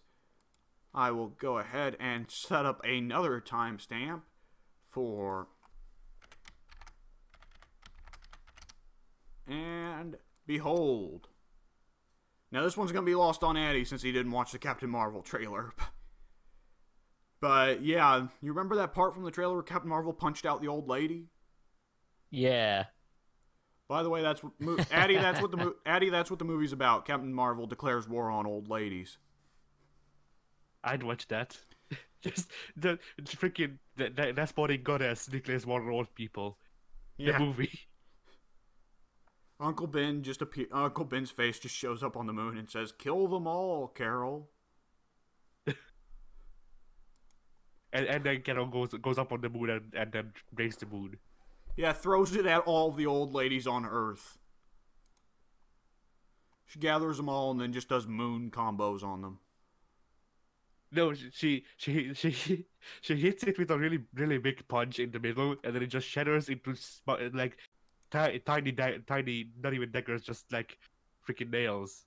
And they home in on. They home in on old people. Yeah. Not even old people in general. The old men are fine, but the old ladies, they for some reason get it. So if I try to remember what I've done in the past week, I believe I have been trying to make further progress in a hard run on Devil May Cry 4. Because reasons. And boy, I am like... It's like one way or the... You know how it's always with games when you play them on hard difficulty? It's always one way or the other. Either you tear ass and you're like, oh, that's amazing, and I'm the best, and then you get your ass whooped, and it's like I fucking suck. Yeah, right. Yep, that is in full effect here. I'll go from... I've gotten all S ranks, though, which is fucking weird. I actually think that in the Force Unleashed 2 of all things, they got the difficulty in this regard good. Because I played the Force Unleashed 2 on the hardest difficulty, if I started the playthrough anyway. And I died in 2 hits, but so does everyone else, so... That's the way it should be. That hard difficulty should raise the amount of, like, it should raise how aggressive they are, and it should give them new attacks and new behaviors. And some games, like, even go so far as to change enemy encounters so that the harder enemies spawn earlier in the game, and I like that too. That's pretty good too. Which then, of course, inevitably turns into a clusterfuck by the end of the game, because the encounter that used to be just hard enemies, now there's 1,000 of them. Deal with it, fucker. Every game shall become the freaking Doom one that tries your GPU. I don't remember what it's called, but the one where it's just all of the enemies formed into freaking Nazi lines. God. So, let's see. What else did I do? I don't believe I did a whole lot, honestly. I kicked the Hurricane's ass. Unfortunately, Oh, good job. Did you get a photograph of freaking I forgot Autograph? to freaking. I did not take a autograph. picture of. I did not take a picture of the Hurricane, nor did I get its autograph. No, did you? Nor did I look at this graph. Did you not? Could you not get an autograph from Shane Helms? No, he was too busy, I'm afraid. That sucks. I didn't have an opportunity to ask for his autograph as he suplexed the Hurricane. Two hurricanes against each other. Yeah. So, mostly what I did, for a good set of days, we were all figuring that the power would go out. It never did. So I was trying to avoid doing anything electronic, because I didn't want a power surge to make my computer explode, or the PS4 explode, or any of that. So mostly what I did was paint, which meant that I fell way behind on workload on things like editing BioShock and schoolwork. So I've mostly been spending this past week working to make up for the Hurricane. So just a little bit of time in Devil May Cry 4, and a lot of time working, and a little bit of time painting when we thought the power would go out, and it totally didn't. And if you want to see my paintings, you can go and find them somewhere in the fucking Forum of Solitude random thread, buried under 1,000 other threads. Your problem, not mine. Fuck it. This is why you need an art thread. That I was considering that. But then there's also the problem of who will contribute and what can be considered art enough to be able to. That's one of the reasons I decided not to make that thread. Another reason I decided was the only people that would go to the art thread would be the people who actually do art, you know? Right. And Ted said he wanted to see the paints I do, and he also said he's not going to leave the random thread. So he has two abodes, the random thread and the wrestling thread. If you see him anywhere else, there's probably a problem, and you need to call 911. Yep, means he needs to be put down. He's gone mad. But yeah, like I think an art thread would raise the problem of, like I do freaking photos in video games. Does it count as a thing to be put into the video game thread, the art thread, or the random thread? Yeah. Mm-hmm. Because, like, does it lean more into the video gaming, the art, or is it just mixed well enough to not be either and we put it into the random thread? Yeah, that was part of the big issue. Also, you want me to be a little bit of a selfish asshole? I figured there's probably someone on the forum who's really bad at art but thinks they're amazing and would post tons of pictures. Like fucking. Better not be talking about me, boy. I mean, not you. I mean, like, remember. Just look at the pictures. Just look at the pictures thread in this Discord, and yeah. Like, who was I? Oh, right. Yeah, that is accurate. That the pictures channel was a mistake. It was a mistake. I was thinking about him. I was thinking about who else was I thinking about? Like, he's gone now, and he's a guy I don't care to insult because he's a douchebag. But like, I Jeff from back in the day seems like the kind of guy who would lack any sense of understanding of what is crappy about his own art or something. Something like that. Right. I'm just choosing a random guy to insult, though I know it's okay to insult because he's a fucking douchebag. Right. So, what does the Jeff Assassins come after us? Oh, right. He said he was going to put ads on the forum and ruin our lives. What happened about that?